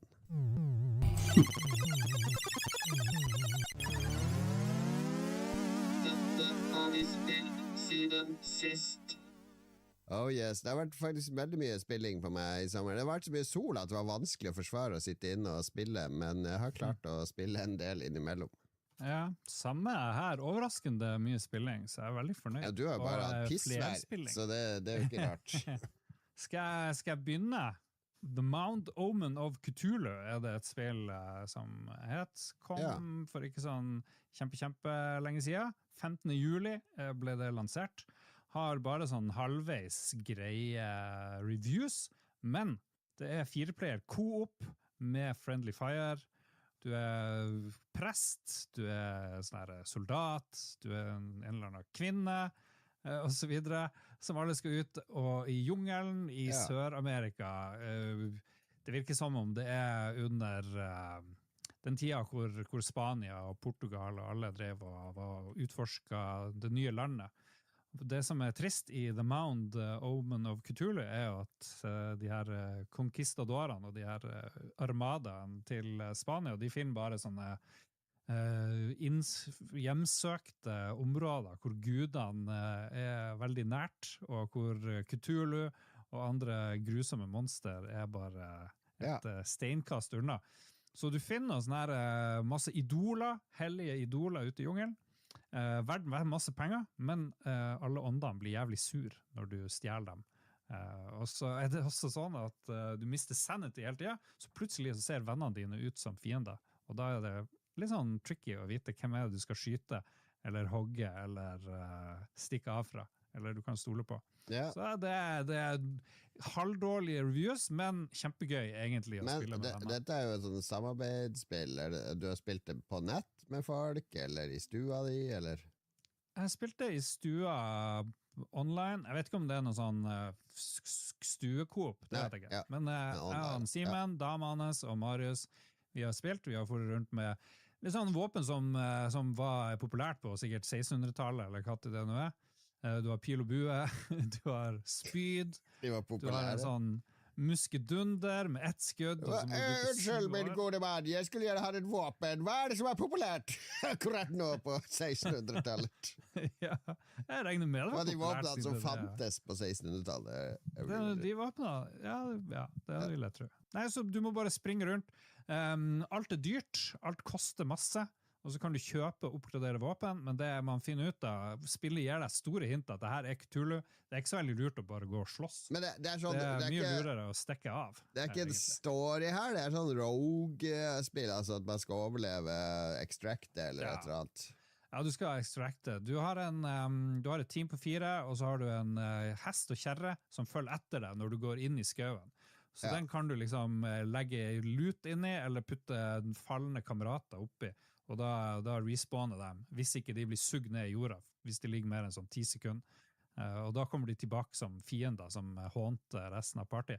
var sånne enorme bugs i spillet, så det var ikke noe vann som vistes når vi spilte, så det så ut som alle båt, for du kommer jo med en armada, så ut som du kommer med en sånn flygende olender som bare flyger i verdensrommet. Men, ikke sånne skumle Cthulhu-bugs, men bugs. Cthulhu-bugs, ja. Men det veldig gøy. Takk så lang tid å spille en runde. Koselig. Drepe hverandre. Så det en anbefaling, dette, rett og slett. The Mound. The Mound koster 300 og noen kroner på PlayStation også, så det ganske billig. Utviklet av Ace Team, som de så fint heter. Nei, men spennende å høre om det. Coop jo, altså, min teori jo at hvis du får med deg Simen og dama til Simen og Kian eller Mats eller whatever, spiller jo ingen rolle hva du spiller. Altså, så lenge man spiller sammen, så blir det nesten alltid det veldig sjelden man setter på et sånn 4-player samarbeidsspill, og det bare sånn, dette var forferdelig, vi har en forferdelig opplevelse nå. Det blir jo alltid helt greit. Ja, sånn det. Men vi liker jo Cthulhu da. Det veldig gøy å ha sånn spansk armada Cthulhu, det har jeg aldri vært borte før. Nei, vi liker det Lovecraftianske, som jeg så gamer.no hadde beskrevet et spill som her om dagen. Jeg kan si jeg har gjenoppdaget en kjærlighet for pek-og-klikk-spill, for jeg har spilt 2 kjempebra pek-og-klikk-spill i sommer. Det ene holder jeg på med fortsatt å kose meg skikkelig med. Det heter The Incident at Galley House. Kom på Steam nå i sommer. Det sånn, hva skal jeg si, det et krimspill der du skal gjenskape scener som, tenk på Return of the Obra Dinn, husker dere det spillet? Der du skal gå rundt på denne båten der noe forferdelig har skjedd, og så skal du liksom gjenskape scener og pusle sammen hva har skjedd, hvordan skjedde dette, hvem var årsaken til at han fikk en øks i hodet og så videre. Så du har en maskin, og så kan du liksom velge et tidspunkt på tidslinja, og så kan du velge et rom i huset, for eksempel living room eller kitchen, og så kan du velge de figurene du tror eller de personene du tror var til stede i det rommet da. Og hvis du tar riktig, så får du se en scene utspille seg mellom de figurene i det rommet. Og da har du plottet, ok, på det tidspunktet så var de i det rommet, men hvor var de andre der? Og de snakket om at han skulle dit etterpå, og du får hele tiden sånn hint, ikke sant, som indikerer hvor folk var før eller etter, eller skal, eller hørte, så du etter hvert pusler sammen dusinvis sånne her scener, og det har selvfølgelig skjedd et mord på dette stedet, og det mange mistenkte, og det noe sånn familiedrama, det noe tyveri, og det bare helt sykt bra, fordi det veldig godt skrevet, og det sånn skikkelig sånn Agatha Christie-feeling i hele opplegget. Det basert på et sånn browser-spill som heter Type Help, som kom i fjor, tror jeg, på Itch. Sånn rent teksteventyr, der du gjør egentlig det samme. Du manifesterer frem scener og dialog som gir deg hint til nye scener og så videre. Men det bare visualisert på en kul måte. Det ganske enkelt visualisert. Det ikke noen sånn animasjoner og film og sånn. Det stemmeskuespill. Og så det litt sånn de gamle Kalkitos-greiene for de som på min alder. Du kunne kjøpe i kiosken sånn der, for eksempel Superman-Kalkitos, og da fikk du en sånn scene med skyline i hva heter byen hans? Metropolis? Ja, for eksempel Skyline i Metropolis, og så hadde du sånn ark med Superman, og det bikkja til Superman, og Louis Lane, og en eksplosjon, og Lex Luthor, og så skulle du ta det arket, det var sånn gjennomsiktig ark, med de figurene på, og så skulle du liksom skrape figurene fast på bakgrunnen. Så du lagde din egen scene, Superman-scene da. Og så du kunne bare gjøre det en gang, for du kunne ikke ta det løs igjen. Så det måtte være jævla, hver gang jeg fikk en Kalkitos, som det het, så var jeg sånn, brukte jo en hel dag på bare å planlegge hvor alt skulle være, før jeg begynte å skrape løs. Det minner litt om det, disse scenene, for det liksom sånne her stive pappfigurer som dukker opp, og som bare teleporterer seg hit og dit. Men det gjør ikke noe, fordi det lyden, og det litt som radioteatret vi snakker om, det liksom lyden som det viktigste her. Hva det de sier? Hvilke lyder det? Og det en flaske som ble knust i et annet rom. Oi, hvilket rom kunne det vært i? Hvem var det som var i det rommet? Det må jeg finne ut av, og så videre. Ja, kjempebra eventyrspill, rett og slett. Kalkitos. Nå husker jeg det faen meg en milliard år siden. A blast from the past, Kalkitos. Holy shit. Ja. Nei, det var en stor ting, husker jeg. Det var jo fine sånne klistremerker du drev eller sånne trøkk du drev Ja. Hallo, Linnea. Star Wars Kalkitos på 80-tallet. Har jeg nesten lyst til å påstå, men det gjorde det sikkert. Vi hadde jo sånne her, bøker der man kjøpte jo sånne her klistremerker og klistre inn. Men jeg synes nesten jeg husker at jeg gjorde det med C-3PO, men kanskje ikke. Jeg kan ikke huske noe Star Wars, men jeg husker tydelig Superman. Og det var veldig sånn, det var kun i Europa og Sør-Amerika og Midtøsten, det er Kalkitos-greia, så det var ikke et sånn USA-fenomen for en gangs skyld. Men det var magisk det. Ja, nei, men bra. Fikk vi en blast from the past, virkelig, via The Incident at Galley House, som virker til å være en sånn dobbel-A, enkel-A-spill. Ikke noe sånn storbudsjett, men koselig. Ja, jeg har spilt ett til, men det kan vi ta. Jeg har spilt så mye sammen, vi må porsjonere det ut. Vi må porsjonere det ut. Ja. Er det bror? Har du spilt noe? Herregud. Vi spilte jo noe i går i hvert fall. Ja, ikke sant. Men det er altså to ting jeg tenkte på. En var, som jeg tenkte kanskje prate om, det var Ensamme Vergen, som jeg spilte på ferie med unger. Og så spilte vi jo i går, Kill Team Warhammer, brettspill. Ensamme Vergen, det høres ut som Harald Eia. Ensamme Vergen, ja, vi kan kanskje ha den da. Nei, men jeg har aldri, så en av de foreldrene som var med, han hadde spilt når han var liten, Ensamme Vergen, så det er en amerikaner, tror jeg, som heter Joe Dever, som har skrevet sånne bøker som 400 sider. Og det er sånn solo-adventure, der du begynner å lese liksom i begynnelsen. Og så iblant så er det sånn ja, vil du gjøre det her, eller vil du gjøre det der? Så hvis du gjør det ene, så blar du til side ditt, og den andre så blar du til side datt. Så det skal liksom være sånn her rollespill. Choose your own adventure, heter det greiene der i sin tid. Ikke sant, og det her er noe sånn der, du er en Kai, Munk, Kriger, Apprentice, og så er det en sånn her fantasy-verden, og så begynner det med sånn her, nå er det litt sånn her Lord of the Rings, nesten, at det er sånn her fair, og alle er glad, man skal feire noe sånn her et eller annet, og så plutselig så er det masse monster som crash the party. Så vi tok det med for å kunne gjøre noe som ikke var sånn eller elektronisk basert spilling som vi kunne gjøre for ungene. Vi hadde masse 2 8-åringer og 2 10-åringer med på denne ferien.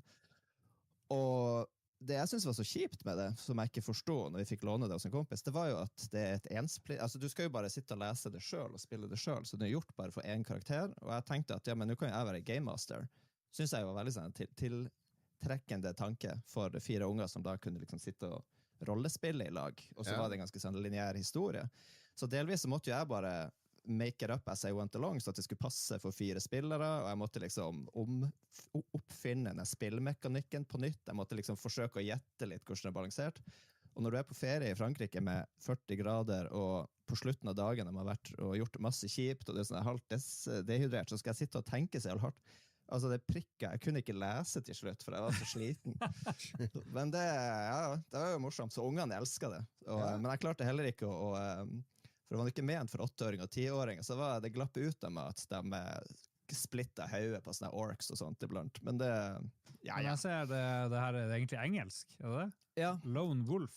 Lone Wolf, ja, og det kom i 84 står det, og første oversettinga til svensk var 85, så svensker var flink, og svenskene var veldig offensiv på rollespill og sånt på 80-tallet. Ja, men vi hadde jo Fighting Fantasy-bøkene i Norge som Steve Jackson lagde, for det var akkurat det samme, bare at det var litt mer sånn veldig Dungeons and Dragons basert, og der hadde du gjerne stats på karakteren din, og du kunne få items og spells og så videre, så du måtte ha litt sånn character sheet ved siden av. Vi hadde kopiert opp character sheets, så de fikk sitte og generere karakterer og kaste på mye attack og ditt og datt, og de ble jo litt, altså ungene ble jo kjempeleise når de fikk laveste tekst-datt og ditt og datt, uten at de skjønte hva det betydde, så klart. Det betydde jo egentlig ingenting. Men du kunne jo tatt med ordentlig rollespill til de på ferie. Det får du jo i sånne miniformat nå, bare sånne helt enkle scenarioer og alt mulig som er lett å kjøre for barn.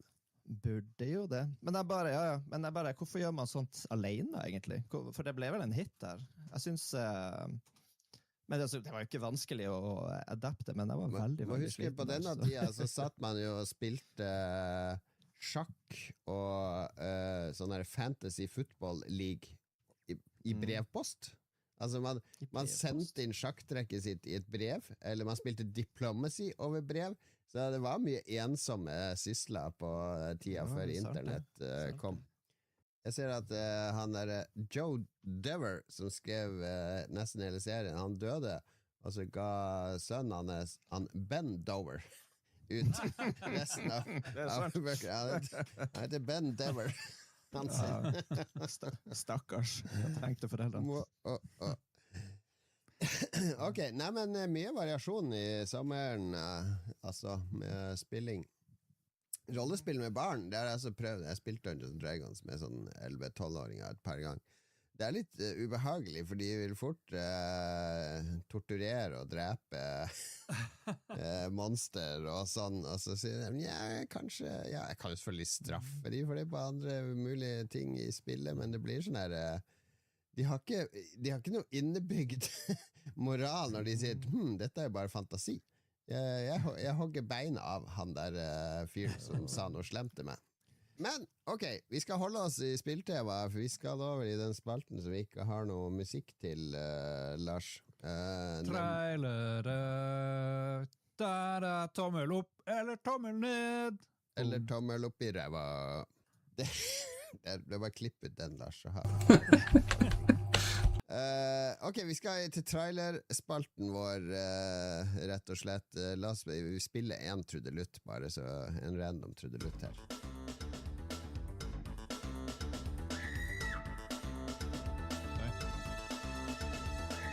Trailere! Det var musikk fra Double Dragon 2, The Revenge. Ja, en dame som ble brutalt behandlet. Hun ble nok kidnappet. Vi har samlet sammen vår trailerspalte, kjenner jo sikkert mange faste lyttere. Det betyr at vi går gjennom spillene som kommer i august. God variasjon i august. Begynner å renne på med spill. Jeg tror september kommer til å bli veldig mye. Oktober kommer det til... Når er det GTA kommer? Er det november? Oktober? Ja, jeg husker ikke. Ja. Oktober blir det sikkert kjempemasse, og så blir det bare GTA i november, for det er ingen tør jo å slippe spill samtidig som GTA. Så jeg tror det kommer til å komme veldig mye bra spill nå i månedene fremover. Ja, 19. november 2026, GTA. Da er vi på hytta da, Lars. Det blir jo crazy. Ja. Hvordan vi må avlyse uteturen? Det blir deilig å slippe unna det GTA-hysteriet. Ja. Vi skal ikke ha noe nett eller noe på hytta. Vi har ikke nett nok til å laste ned sånn her 300 gigabyte GTA uansett på PS5, så vi får klare oss til vi kommer hjem. Hallo! Farmor! Hei. Vi skal bare gjøre ferdig matteleksene. Å, så bra!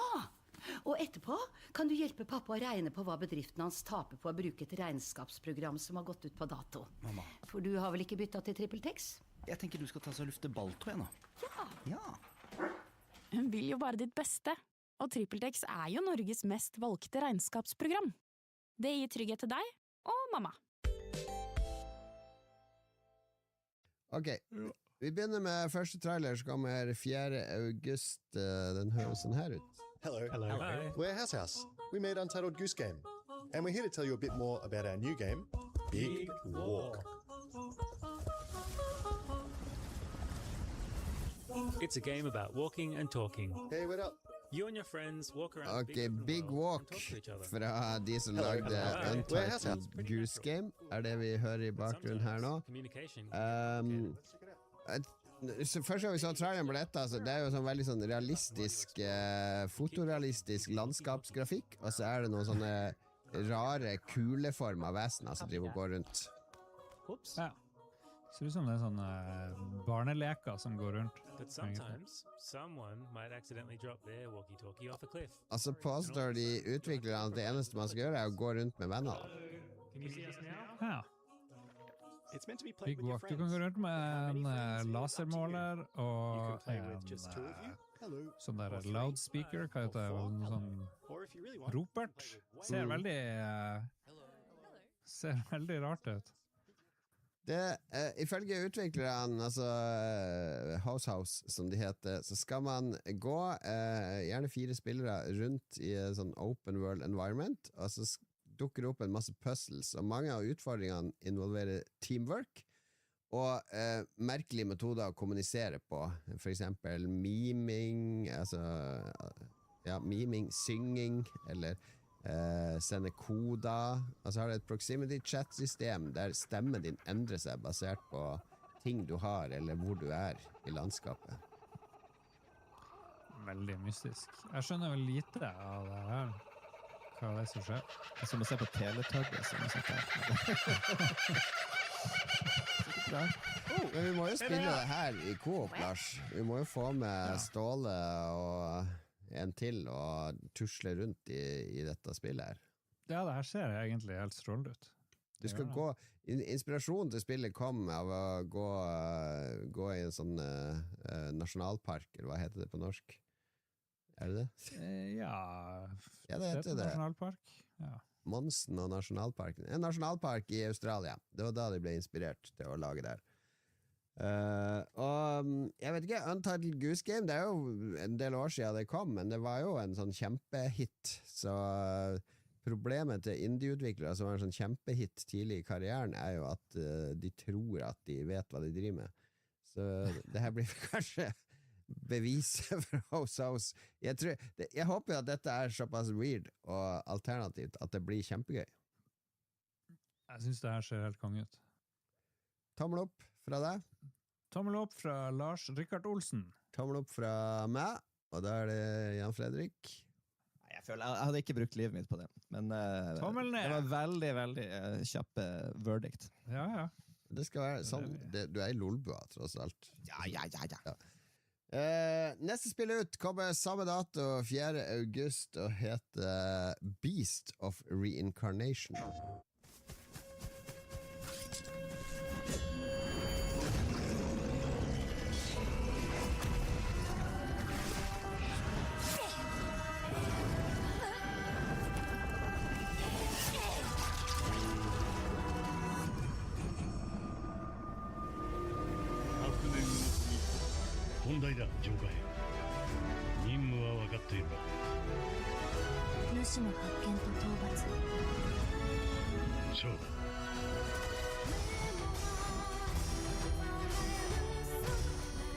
Vi ser et tredjepersons japansk action-eventyraktig spill. Ligner jo på veldig mye vi har sett før. Ser ut som klassisk 3D-action-spill. Hva skal vi si, Lars? Det en sånn bølge med sånne her spill hvor du i noen sånne mytologiske landskap og gamle samurai-legender og så videre, skal rundt og slåss og gjerne multiplayer. Nå aner jeg ikke om det multiplayer eller enplayer der. Jeg minner meg om det Tenshu, var ikke det på PlayStation? Jo. Det sprang på sånne tak og sånt med stråhatt. Tenshu eller Nio kan det kanskje minne om, og så har det en sånn diger hund med, som gjør at det minner om det der ulvespillet på Wii, hvis du husker det. Tenshu var bra. Så, men det som mest spennende med dette, kanskje, jo at det laget av Game Freak. Og hva det Game Freak kjent for? For Pokémon, eller? Ja, det riktig.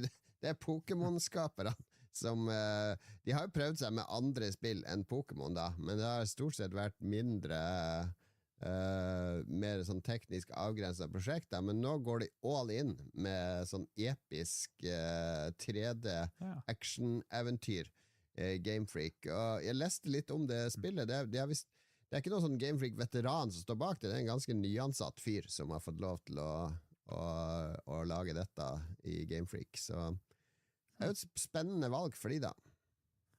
Ja, det står at når monster ikke evolved, så jeg vet ikke, kanskje de evolver og at det skjer ting i spillet også, men det jo et singleplayer samurai- og hundespill, ser det ut som. Ja, det akkurat det der. Foregår i postapokalyptisk versjon av Japan. Vi i år 4026, og vi styrer Emma the Sealer. heter hun 18-åringen du styrer, som har noen sånne spesialkrefter som gjør at hun kan manipulere planter når hun slåss mot fiender. Og så har hun med seg en bikkje som heter Ko. Og de skal da prøve å befri Japan. Noen har sammenlignet det med prinsesse Mononoke, står det her. Kampsystemet minner om Black Myth Wukong, eller Nier Automata, eller Sekiro.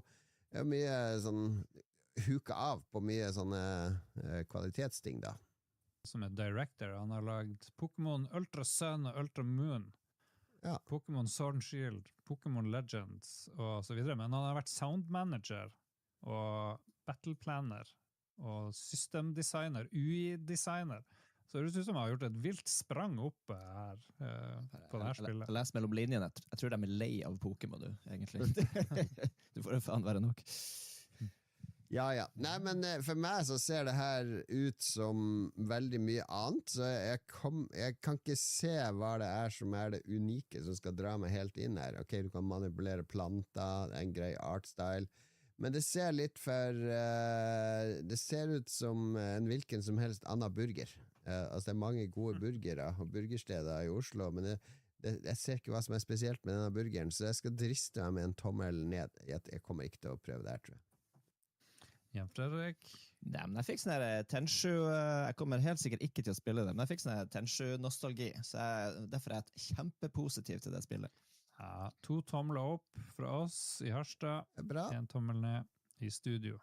Det er bra, for vi går... Men heller spille old school Tenshu til dem som hører på det her. Vi går rett over til neste spill som heter Akatori, og det kommer 5. august.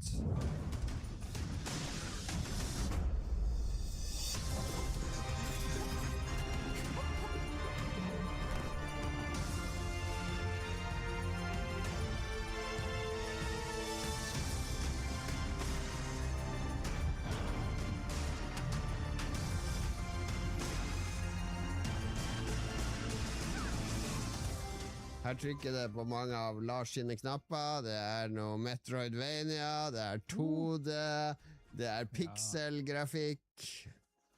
Jeg tenkte her, nå har han jo til å tenke på meg når du tok med det her spillet. Akatori. Nei, det ser Metroidvania-aktig ut. Absolutt. På alle rette måtene. Men er det nok? Ja, det er et godt spørsmål. Er det nok? Fordi det er ikke den grafiske stilen, det er pixelert og sånn, men den er ikke, jeg synes den er litt sånn anonym. Altså, det ser ut som et avansert Amiga-spill, eller hvordan skal jeg beskrive det? Det har ikke noe unik fargepalett eller noe sånt jeg legger merke til. Mange spill har jo en litt sånn visuell stil som preger hele spillet. Dette ser ut som det er litt sånn all over the place. Ja, husker dere den Disney-filmen Aladdin? Det ser ut som hovedpersonen er Aladdin egentlig, som får å springe rundt. Men litt tegnefilmaktig. Kan være bra. Så lenge gameplay er awesome, så skal jeg fint spille det her, altså. Det er Men det er vanskelig å si fra traileren. Ja, det er det som teller. Du har en stav her, som har noe ability som du skal låse opp, og da... Du har en battle monk, du har jeg vet ikke, det kan utmerket godt være noe magisk her, fordi jeg vet for lite om spillet til å komme med noen endelig konklusjon.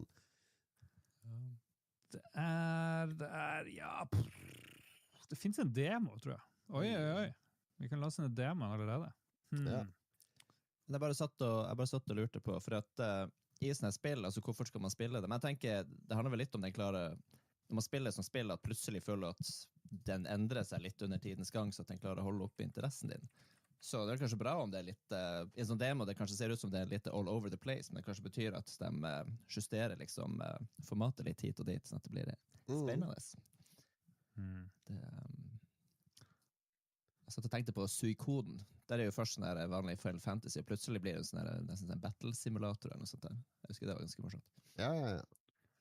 Nei, altså, jeg tror dette kan utmerket godt fungere, men akkurat som med det forrige spillet, så er det er ingenting som, det er ikke et nytt Tom Happ-spill, Det er et eller annet som mangler her som gjør at jeg ikke setter meg opp og sier dette Metroidvania-spillet klør det i fingrene etter å utforske. Og da er jeg så streng at da blir det tommel ned, rett og slett. Ja. Det nå driver jeg og ser en sånn full walkthrough av demoen, og de fiendene ser litt sånn zombie-insektaktig ut. Så jeg trodde først at det var kanskje litt vel barnespill, men det er fint mye vold her og sånt. Det er det. Nei, så jeg er sånn midt på treet her. Ja, det er ikke lov i tommelverden. Det må være tommel opp eller ned. Nettopp. Da blir det tommel ned her, faktisk. Ja. Oi. Nei, men jeg tenker, skal man ikke være sånn der, hvor overfladisk skal man være? Men basert på de 15 sekundene jeg sitter og ser her med Lars, så synes jeg det så ganske kjipt ut. Men ja, hvem vet? Sorry, altså, Akatori. 3 tomler ned. Do better! Meldinga til utviklerne. Nei, jeg håper jo det blir bra. Kanskje blir det så mye buzz rundt det når det kommer at vi må teste allikevel. Det ser ikke dritt ut, men det mangler noe. Neste spill, der vet jeg at Lars sitter klar med lommeboka, for når det kommer et nytt slåssespill, så skal han alltid ha den ultimate edition. Den koster 1199 kroner på Steam. Vi snakker om spillet som kommer 6. august. Marvel Hello, Joe. Tokon, rett og slett. You're a waste, Magneto. Oh, Logan. Can we not refrain from this mutant versus mutant violence? Time to fight. Join me in my brotherhood. I've got the counter. How about you get stuffed? Activating anti-Omega protocol. We're just getting started.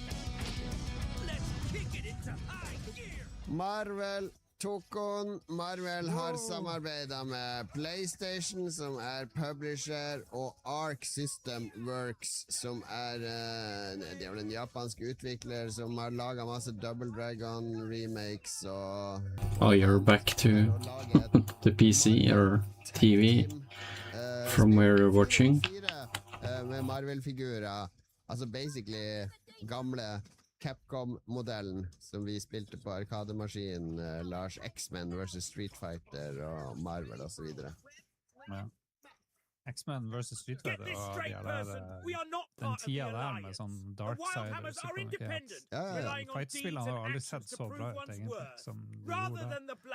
Så det her er jo litt mer glatt og moderne, men jeg tipper det her, og det er masse folk som har lyst til å spille som Star-Lord og jeg vet ikke hva noe, det Blade med til og med. Mye artige karakterer. Men det noe jeg blir å spille? Folk vet jo at jeg elsker å kjøpe special edition av slåssespill. Kommer jeg til å gjøre det nå på nytt? Tvilsomt, folkens. Jeg har helt gitt opp slåssespill. Det har ikke jeg tid til. Og det er bare...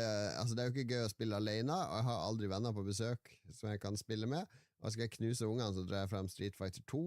Så jeg har ikke noe behov. Tommel ned. Jeg er litt Marvel-mett også. Ja. Jeg bare satt og tenkte at det der stemmeskuespilleriet der, det får jo radioteatret til å høres ut som høykultur. Så jeg vet ikke. Men ja, nei, uff. 3 tomler ned til Marvel Tokon her. Vi hadde ikke mye troa på dette 769 kroners slåssespillet med 15 spillbare karakterer. Eller spill Tekken 2. Ja. Eller 3. Eller Street Fighter. Ok, vi skal til en revival, nemlig 11. august, så kommer en helt ny versjon av et klassisk førstepersons skytespill. Det tror jeg er laget av fans, egentlig. Det er nemlig GoldenEye på Nintendo 64 som kommer ut i moderne versjon og heter Agent 64 Spies Never Die.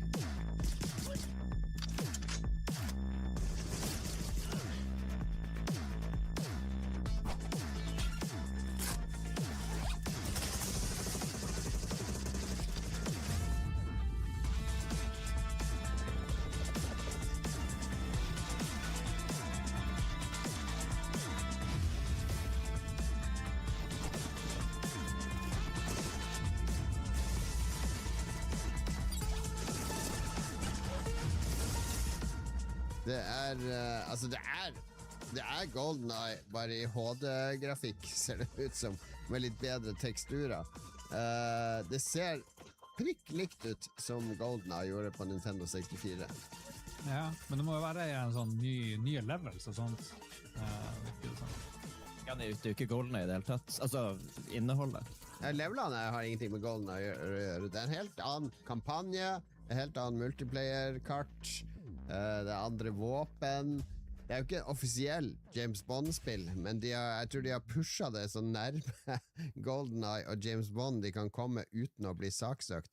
Nå vet jeg ikke helt hva som skjer med James Bond for tida. De klarer vel ikke å lage noe. De sliter vel med å lage en ny film. De har jo nettopp laget et spill da, i IO. Ja. Solo eller co-op campaign eller local split screen multiplayer og online med 8 opponents, står det. Så det er jo mye spill her da. Og det så veldig gøy ut. Den der GoldenEye-våpen-føringen er jo veldig rar. Det ser ut som våpenet lever litt sitt eget liv når du holder foran deg, og så skyter med en sånn mystisk feeling, som er veldig gøy da. Ja. Så det minner meg veldig om GoldenEye. Det ser veldig gøy ut. What? Is it an innkeeper here? Jeg vet ikke om det er ren nostalgi som grep meg. Jeg har tenkt litt på det i det siste, for jeg driver også og spiller det. Or is it up there, maybe? Evolved, som er en sånn opphisset versjon av gamle Halo, og det er noe...